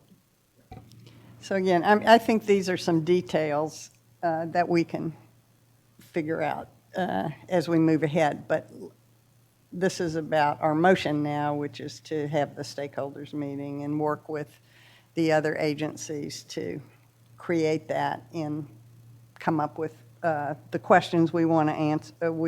We'd like to survey stakeholders with and come up with the stakeholder lists and who might be targeted and set a date and all that kind of stuff. So, okay? Any more discussion? All good here. Okay. Any more public discussion on this? All right, like to call for the vote on this motion. Do we know what that motion was? No, I'm teasing. The motion is to direct board staff to work with other entities. We can't hear you. Oh, am I on? Yeah. Okay. So for this motion it is to direct board staff to work with other entities to co-host a stakeholder meeting in the next licensure committee meeting in 2020 to solicit feedbacks on how to best inform the public regarding the different roles of each entity. Fu? It's to recommend to the board to direct staff, right? And I don't want to commit necessarily on the next licensure committee meeting because it might take some time to work with the other government bodies and get this organized. So I just want to be mindful of that. In the future. Sometime in the At a near licensure future, committee. depending on the availability of the agencies. happy to take that suggested amendment and move as amended. Okay. All right. So Fu, Aye. Thank you. Horn, Aye. motion passes. Thank you. Great. Oh my gosh, it's lunch. Before we go on to the next agenda item, which is the informational video for supervisors, which we decided yesterday was going to be informational resources, let's take a lunch break and be back at 1 o'clock. And I want to thank you all for your participation again in this part of the discussion. Thanks very much.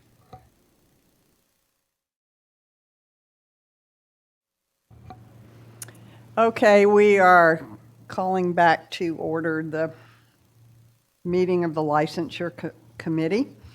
And we are ready to start agenda item number 11, which is the informational video for supervisors and recommendations for content to be included in the videos. So we actually, I just want to give a little report on this because it's not being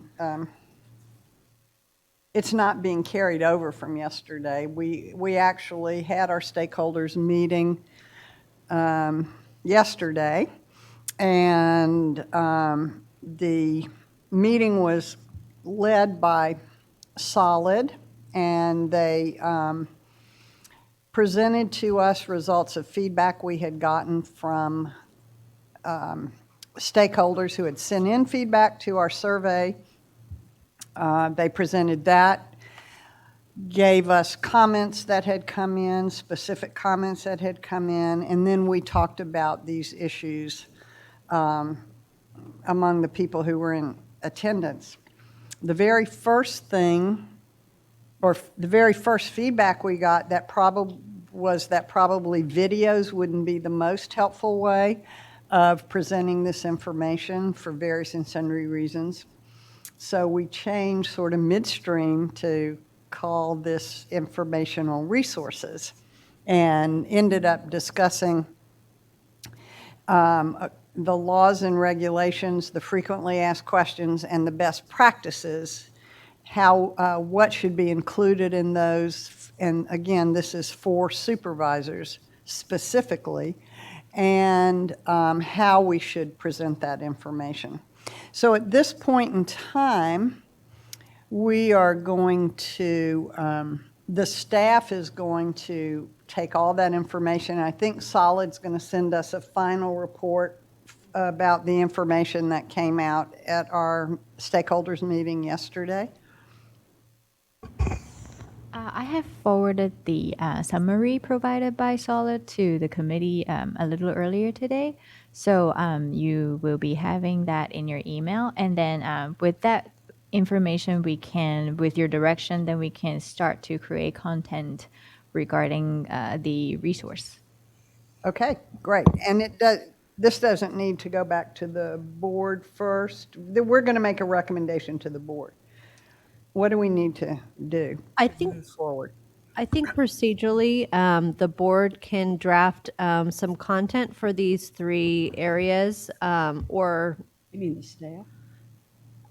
I'm sorry? You said the board. I'm sorry, the staff. The staff can draft the content areas to present to the licensure committee. And then if the licensure committee approves of the content, we can then present that information to the board for final approval. Okay. So we don't have to move anything. This is just an update from what happened, and y'all are going to, the staff is going to put that together and make some recommendations. Bring it back to the licensure committee. Okay, thanks. So this is just informational for our stakeholders and for whatever public is attending or watching. All right. Anything else that you want to add to that? All righty. Now, agenda item number 12. This is one of the things that came out of our stakeholders meeting when we talked in our pathways to licensure work was the idea of renaming the psychological assistant category to psychological associate. And in the process of creating that change and making that change, Ms. Sorek and Dr. Phillips attended a meeting where they heard that the word psychological associate was being used in some jurisdictions to signify a licensure category and not to signify a training category. And so they brought it to our attention and asked, were concerned whether this would create some confusion if people were trying to move to California, and we had a training category that was actually a licensure category in another jurisdiction or other jurisdictions. So we decided to send out a question or a series of questions, a survey to the membership, essentially you sent it on the ASPPB listserv, is that right? I sent it to the ASPP listserv, and then for the ones that didn't respond. Can't hear you. Is your mic on?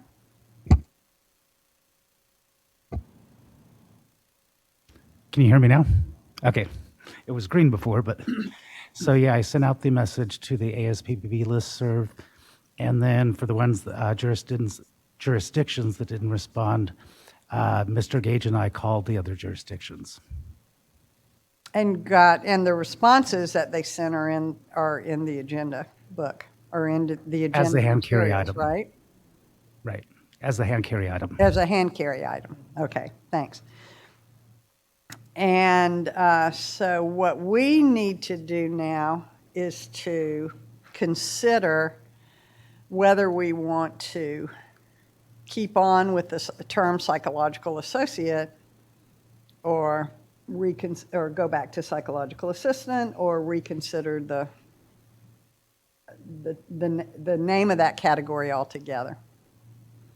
So would you mind telling us what you got from that, what the results of the survey were? Yeah, of the 51 jurisdictions that responded, 11 jurisdictions used the title psychological assistant as a training category, and 13 used the title psychological associate as a training category. And then I've also listed in the hand carry At the top of it, it's a summary, and I listed all other categories that are recognized as training categories, so terms that other states and jurisdictions use. Okay. So it does seem a lot, there's not consistency among jurisdictions. No, as you can see, there's a wide variety of terms that are used. And it sounds like of those two terms, though, the most used is psychological associate Right, as a training category. right. Okay. So I'm going to throw, thanks very much. So stay there, though. Okay, thanks. So you want to have any discussion? Any discussion about this? Sure. I think for me, it's important to, during the stakeholder meetings that we did have on this, psychology associate, seemed to really resonate with our attendees, and based on the survey that was put together, it appears just like in nearby Oregon, for example, the term psychological associate is used, and it is a supervised role. And so, and there are places like in Ohio, for example, that use the term psychological assistant, but in that instance, it's actually a master's level student. So I think this concern about, in one state, perhaps a psychological associate is a licensed category, and how that might add to confusion when you think about the fact that just up north in Oregon, there's a psychological associate that is supervised already. Sort of have to wonder where do we draw the lines on that confusion. So I'm fairly comfortable with the term psychological associate. I think it really honors the process we went through. I think it's clear from, and I do want to just clarify for interested folks listening, wondering how we ended up with 51 jurisdictions. It includes Canadian jurisdictions. So the province of Manitoba responded, I saw, and so that's how we got to our 51. And so it's inclusive of not just states, but also Canadian provinces. And so I'm fairly comfortable with the term psychological associate, and I don't feel a need to change it on my end, or based on that conversation. Yeah, I would agree with that. Do we have to have a motion about this? I would recommend a motion to continue with the use of the psychological associate term in the pathways package, and to make that recommendation to the full board for consideration. Okay. So moved. It's Mr. Thomas, second. So it's been moved and seconded. Any more discussion from you, Mr. Fu? Not from me personally. Or you, no, Dr. thank Long? you. No. So, is there any public comment about this issue? Seeing none, let's call for the vote. Fu, Aye.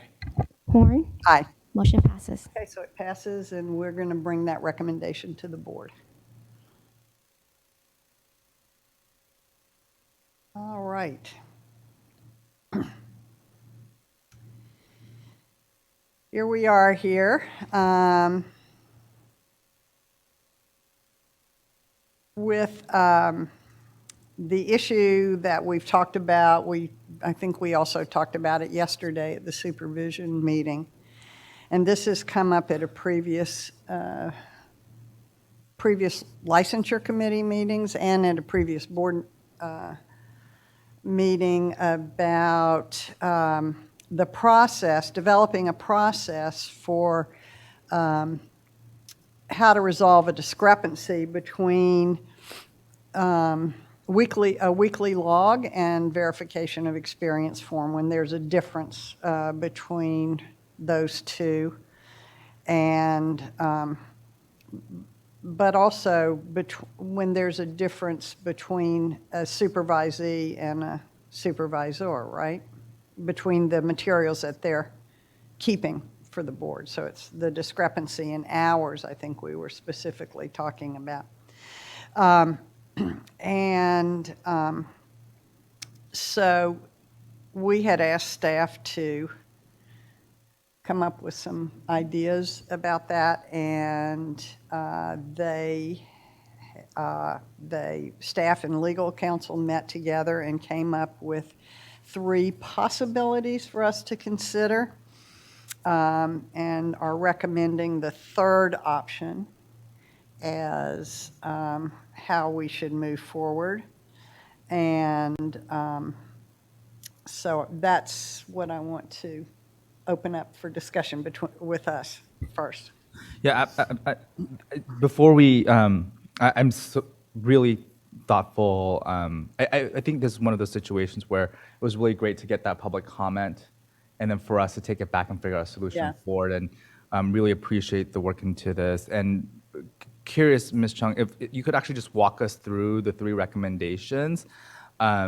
They are so well laid out in the memo, and I really appreciate that. And I'm supportive of the third option, and would make that motion. But before we get there, actually would be, I think it might help folks understand why we're arriving at the third option, and so what were the 3 alternatives you had put forth to us. Absolutely. So just to walk through the 3 options, the first option that staff and legal counsel came up with is to amend our current regulations section 1387.5 to require the submission of the weekly log with the VOE forms. So right now, existing requirements, the weekly log is not a requirement for submission, but that documents must be produced upon the board's request.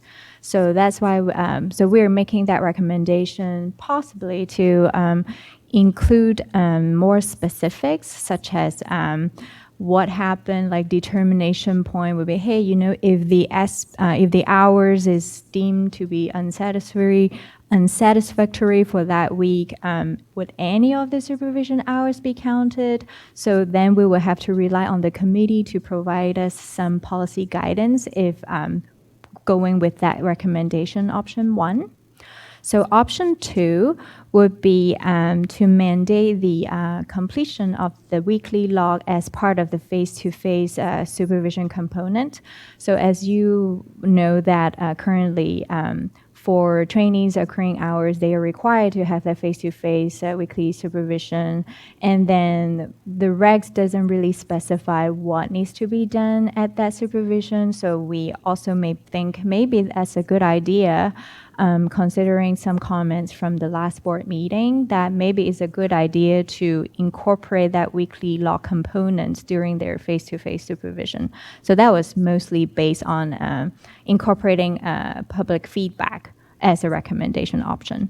And then so the third one would provide the committee, we rely on the committee's expertise and their review if cases like this may come up in the future. So then that will help us to make a recommendation for us regarding cases like this in a more timely manner. So that would be option 3. Thank you very much. Absolutely. That was good to have her explain it. So. The one thing I appreciate about option 3 is that because it does take us at minimum 3 years for us to go through a regulatory process change, it would be a challenge for us to be responsive, I think, with the circumstances presented here. And so for me, I'm comfortable with option 3. I am curious, does staff, while staff is recommending option 3, does staff see a need to incorporate any changes to these items mentioned in 1 and 2 at a future time, or to run some, because I think you mentioned for option 2, with regard to the face-to-face supervision, that's incorporating public feedback. Would you foresee a situation where it would be advisable for us to parallel some of these options? Right now, I think it's presented as a choose one of 3. And I'm saying, can we have our cake and eat it too? So is there a recommendation from staff on that perspective? Thank you for pointing that out. Actually, whatever the committee decide, we can proceed with the other options for future, since we'll be working on pathways changes already. So if the committee is able to take on our questions regarding like policy guidance in future, we can definitely work through those amendments and include in a regulatory package. So We're let me open to ask you a that. question. I think you answered this before, but I don't remember. So, on average, how often do you think you see this? How often do you see this discrepancy? Not often. Okay. I think less than 5 times from what I have seen. Okay. So at this point, it seems that perhaps changing regs to include this might be unnecessary at this point in time, but it may be something to consider in the future. But it sounds like this would be within the workload, I want to say, for this to happen on a case-by-case basis. It would certainly be the most responsive way of doing it, and I'm going to say the least intrusive, or I don't know the word to use for it, but that requires the least amount of stuff. And we can see if this is helpful if we decide to do this, if this is adequate, I want to say. So with that, I'm okay. I'm happy to move that we adopt option 3 to resolve discrepancy identified between weekly log and verification of experience, and recommend this option to the full board for consideration. Okay, I'm going to second that. And let me ask, is there any public comment about this?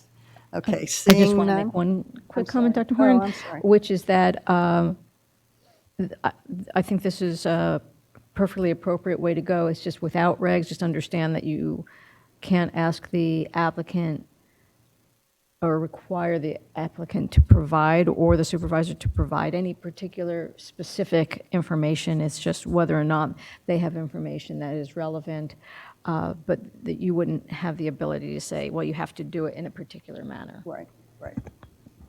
I think we're totally fine with that, right. So thanks. Can I make one quick comment, Dr. Horn, before we call the roll? If this is adopted by the board at our next meeting, one thing I would want to see, if we could, is have this communicated fairly broadly, even though it's not a regulatory change, because I think because they're not required right now to provide their logs to you, I wonder if there is a lack of attention to keeping those logs. Go ahead, Ms. Sorek. This sounds like a great article, Mr. Fu, and you walked right into it. Well, happy to write the article, but I don't think that article is actually enough. I think it should be on the website or even on the logs, information about that under FAQs, because I think that would impress upon folks to be fairly diligent. And like I think Dr. Horn just asked the question, how often do we see this? It's actually it's not a frequent occurrence, but I think it's always a good reminder to be on top of keeping the logs up to date. And even though they're required to, if you're not required to send it in at the end of the day, that could also, some people might slack. So if we could be communicative about this change in policy, or I don't know what the right official term, or It can be. added discretion for the committee, Ms. Marks, what's the? It would be a nice article. I'm going to agree with Ms. Sarek that if you write the article, that is one nice way of sending it out. It doesn't seem like it's that big of a problem, so I don't want to say that we shouldn't educate people, but maybe we could think of if there's another way and not decide right now what the other way would be, but just say, this is probably a good idea. Do we want just to remind people? It's a little reminder. It might be a good thing to put in our with our supervisor information again. It's like, but also a good reminder to folks. Hey, this can be helpful at the end of the process. And Ms. Marks, how would you characterize what we're doing? Well, it's Since I've been voluntold to write this article and have to describe it. told or requested. I don't know that I see it as necessarily a change in the policy. The statute used to have a particular process, and I think there's not a real change in policy. It's really now the board, without the statute, doing it on a case-by-case basis. And I think there's just going to be recommendations, as there were previously, with what kind of documentation might be helpful when the applicant is facing a discrepancy between what they say the hours are and what the supervisor says the hours are, and what might count. So it's really just a change from the statutory setup to a case-by-case approach. I don't think there's a big change in policy from what I see is being described. But now we have a process, and that's what we're saying. Let's have this process. It's a good process to do it. So it's a process for that, in the event that happens. So. All right, I think we're ready to call for the vote. Oh, no, we're not. Ms. Marks is going to say something else. Again, I just want to be cautious in how it's described, because there is not going to be any specific steps spelled out for the process. I think it's simply the board staff recognizing that after there was a change in the statute, that they have these issues arise with the discrepancies, and now the decision is, rather than going either back to what the statute said or coming up with a regulatory change, that to help the staff resolve the discrepancies, that they'll be approaching the committee with those questions. So I don't know what word you want to give that. I think it's just, as I said, a case-by-case review with the staff using the committee for its expertise in resolving any of the discrepancies. Ms. Marks, you mentioned change in statute, and the memo has been focused more on the Code of Regulations for 1387.5. No, that's okay. I was wondering, what statute are you referring to? Just for my, again, as the author of the article. Was that 2913? It was 2914. Oh, 2914? Okay. 2914? Okay, thank you. We ready? All right, now we call for the vote. Fu, Aye. Warren, Aye. motion passes. Okay, great.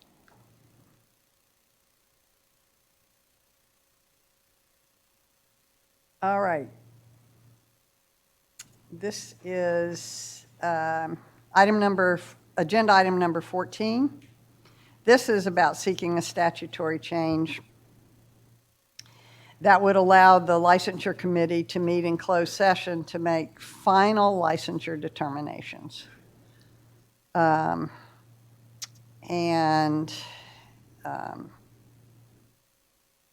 Ms. Chung, do you want to present this to us? And we'll go from there. We can discuss it after you present it.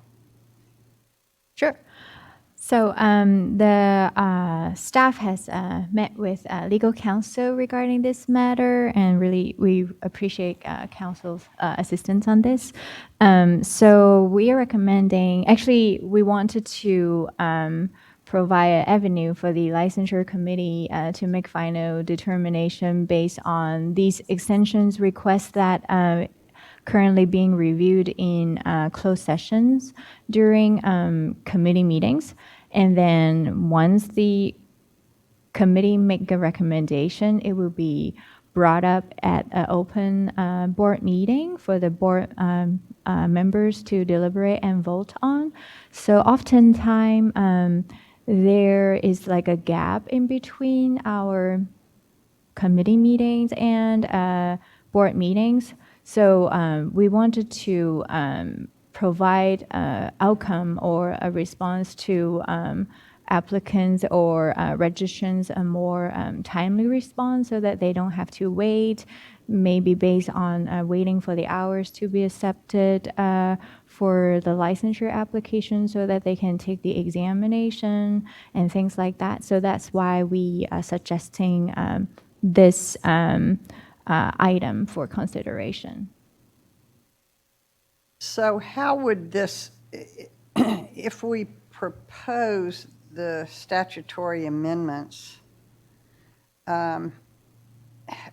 what is the process of that? How does this have to go? I mean, I think it's a good idea, particularly for privacy concerns, and but what's the process involved? Yeah, thanks. I don't want to speak to the process, but just quickly to remind the committee what the question is here is for boards and committees are entitled to meet in closed session for particular reasons, named statutory reasons. You can meet in closed session to protect the privacy of an applicant or a licensee, but the Open Meetings Act only allows an advisory committee to do that. Right. So that's what the issue is, the gap between the time. So you can still meet in closed session for privacy purposes. Right. This is just to allow you to do it not as an advisory committee. Okay, and it's, I understand what we're doing, and I think part of what I'm saying is and it may be the gap, and that's what's primarily motivating this, but I also think when that material, because everybody has access to that material, even though not to the full discussion of the closed session, that to me seems like a privacy issue. So that's all I was talking about. So anyway, so I'm just asking about the process. If we agree, if we pass this and say, yeah, we'd like to do this, how do we pursue this? So if the licensure committee agrees with the language, then we would bring that language to the full board in October. Yeah. And we would seek an author to make the change. I would suggest that if the board is open to this, that this is one of those, I feel like, non-substantive changes that because we have, that there's precedent for this already with another health board, that we might be able to ask the Sunset Committee to consider this. They may say no, but it may be something that we want to ask to include In the omnibus. in our sunset bill. As part of the overall changes we want to make. Yeah, okay. So that sounds, I just think for both those reasons, it's really a good idea if our board agrees. So let me ask, is there any discussion, Mr. Fu? Clarification question to Ms. Chung. So the staff is bringing this item to us with the idea of the streamlining of to close the timeline, if you will, for decision making, and it's not bringing this issue to us because these cases eventually at the full board meeting aren't done in closed session. Is that accurate? Okay, that's helpful to understand. I'm happy to move that we recommend to approve the proposed amendments and recommend the board to seek legislation or pursue this in sunset or et cetera. Okay, I'll second that. Any more board discussion about this?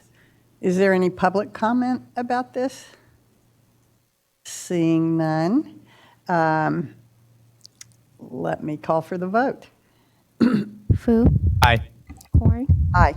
motion passes. So that passes, and we're going to make that recommendation to the full board in a couple of weeks. Just to clarify the materials, attachment B refers to B&P Code Section 111696. I think that's kind of a mush of the government code section, the business code section, the business professions code section. The B&P code section is 1696 that refers to the diversion committee of the dental board. So, in case someone's looking for it. Okay, thanks. All right, believe it or not, we haven't been doing the licensing report, but we're, this whole time, but now we're about to.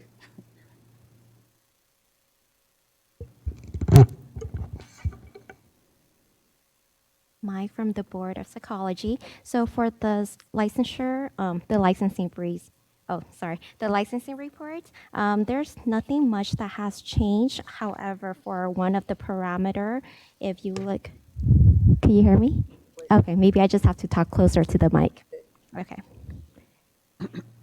So for attachment B, the workload report, so for that chart, we did change a parameter to capture those applications that have been open as early as January 1, 2013. As in before, we only captured those applications that were open from within a year and were approved or are still open. So as you can see, for the initial application for psychology licensure application, that one, it reflects more accurate data that the psychologist analysts are approving. And so those numbers have jumped compared to the last chart. Wow. Yeah. Okay. And then another data that I want to highlight is attachment D. The stats or the passing rate has been the lowest in July compared to the last year.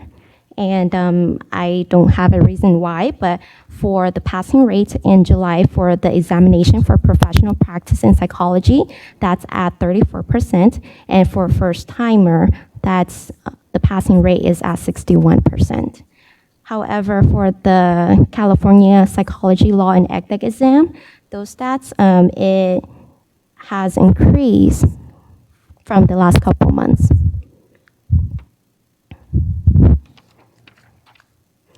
So those are the report I have to, I highlighted. There aren't much compared to the last report. Are there any other questions? Okay. Thank you. Thanks so much. You're welcome.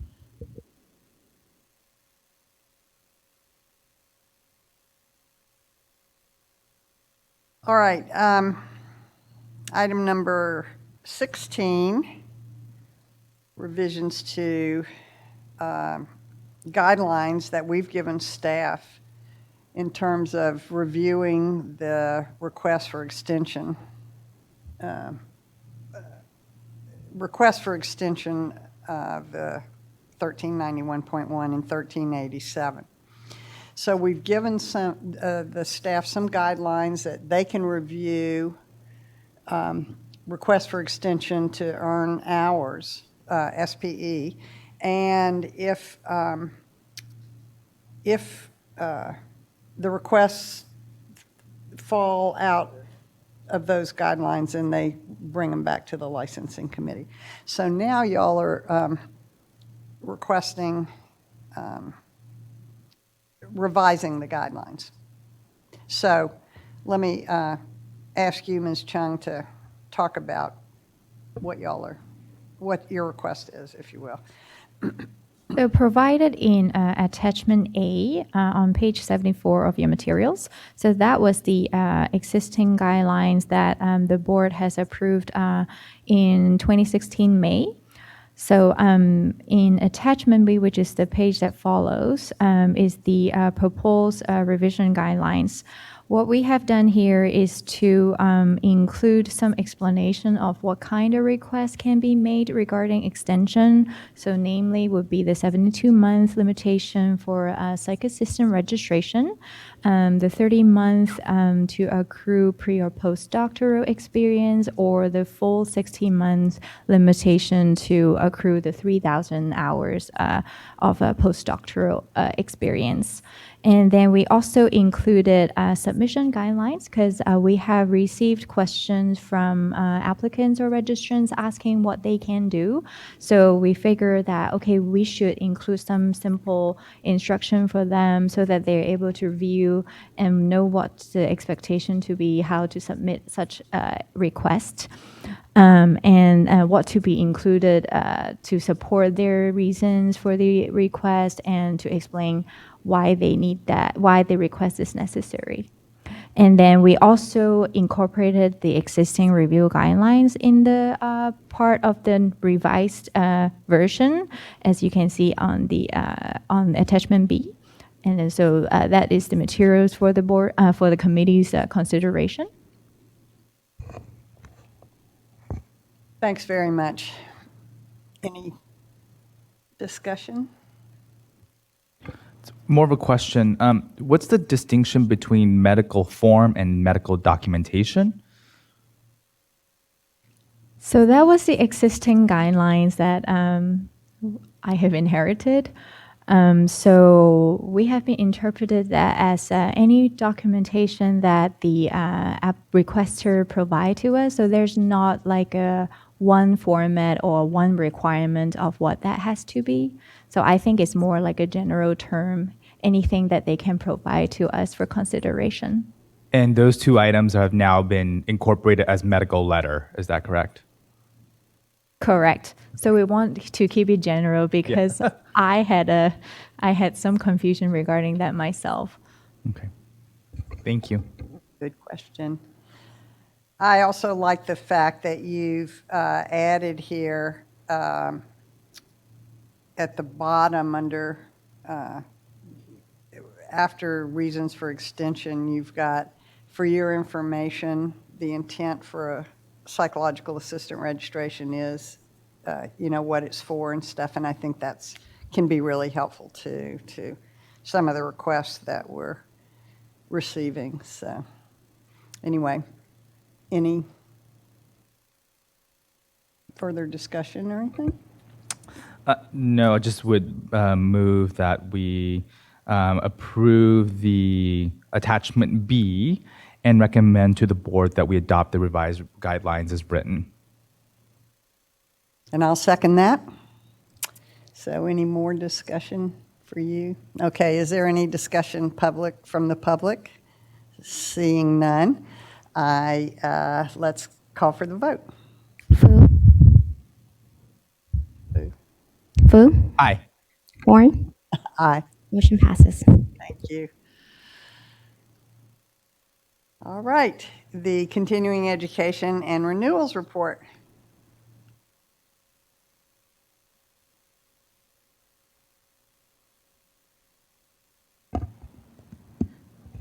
Good afternoon.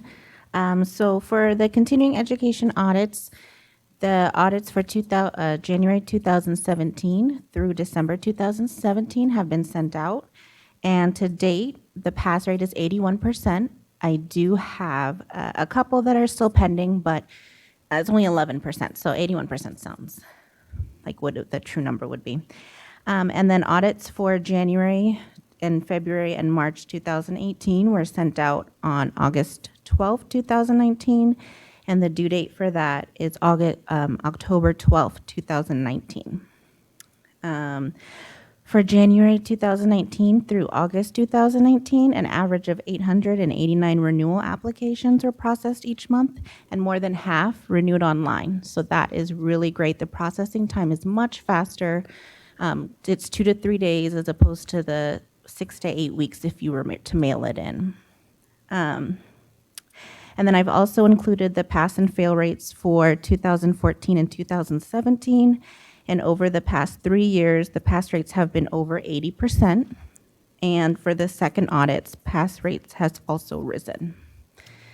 Great, great, great. So that's Do good. you think it's because we're catching up, or, I mean, well, what do you think's happening? We've been talking about it for a long time, or? Yeah, and I think that the psychologists, they talk to each other.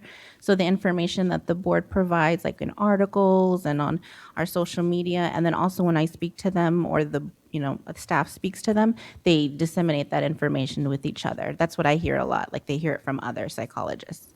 So that's good. That's great. I mean, it's really, really great that those numbers are, Yeah. fail rates going down, pass rates going up, really good. Yeah. So, thank you. Any questions or any more comment? Yeah, Ms. Sark. Just one quick plug, and I'm just going to try and take every advantage of every opportunity to just, again, kind of advertise that the board is going paper light. So as of January 2020, licensees will have the option to still go on our website and download a form and fill it out, but we highly encourage individuals to go onto the Breeze system and renew online. We will not be mailing out the several page renewal packets anymore. There will be a postcard that will remind people that they are up for renewal. And that postcard will spell out the 2 options by which you can renew. So I just want to take this opportunity to spread the word, give people a heads up. That's great. We want to go as light as we can go. Yes. As paper light as we can go. Ms. Sork, is that a topic for the newsletter that has already been authored?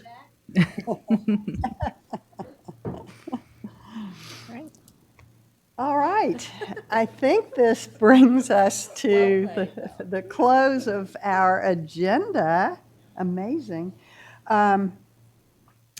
Let me ask, the last item on the agenda is, are there any recommendations on the agenda? And I'd like to know if any, I can't remember if any came from this meeting that didn't get captured here, but any recommendations for future agendas on any matter that was raised for any public recommendations? Seeing none, anything that we can do? All right, so I'm not seeing any, so I think we need a motion to adjourn. So moved. And I second that. And any discussion? I don't think there's any discussion. Public? Not seeing any. We're adjourned.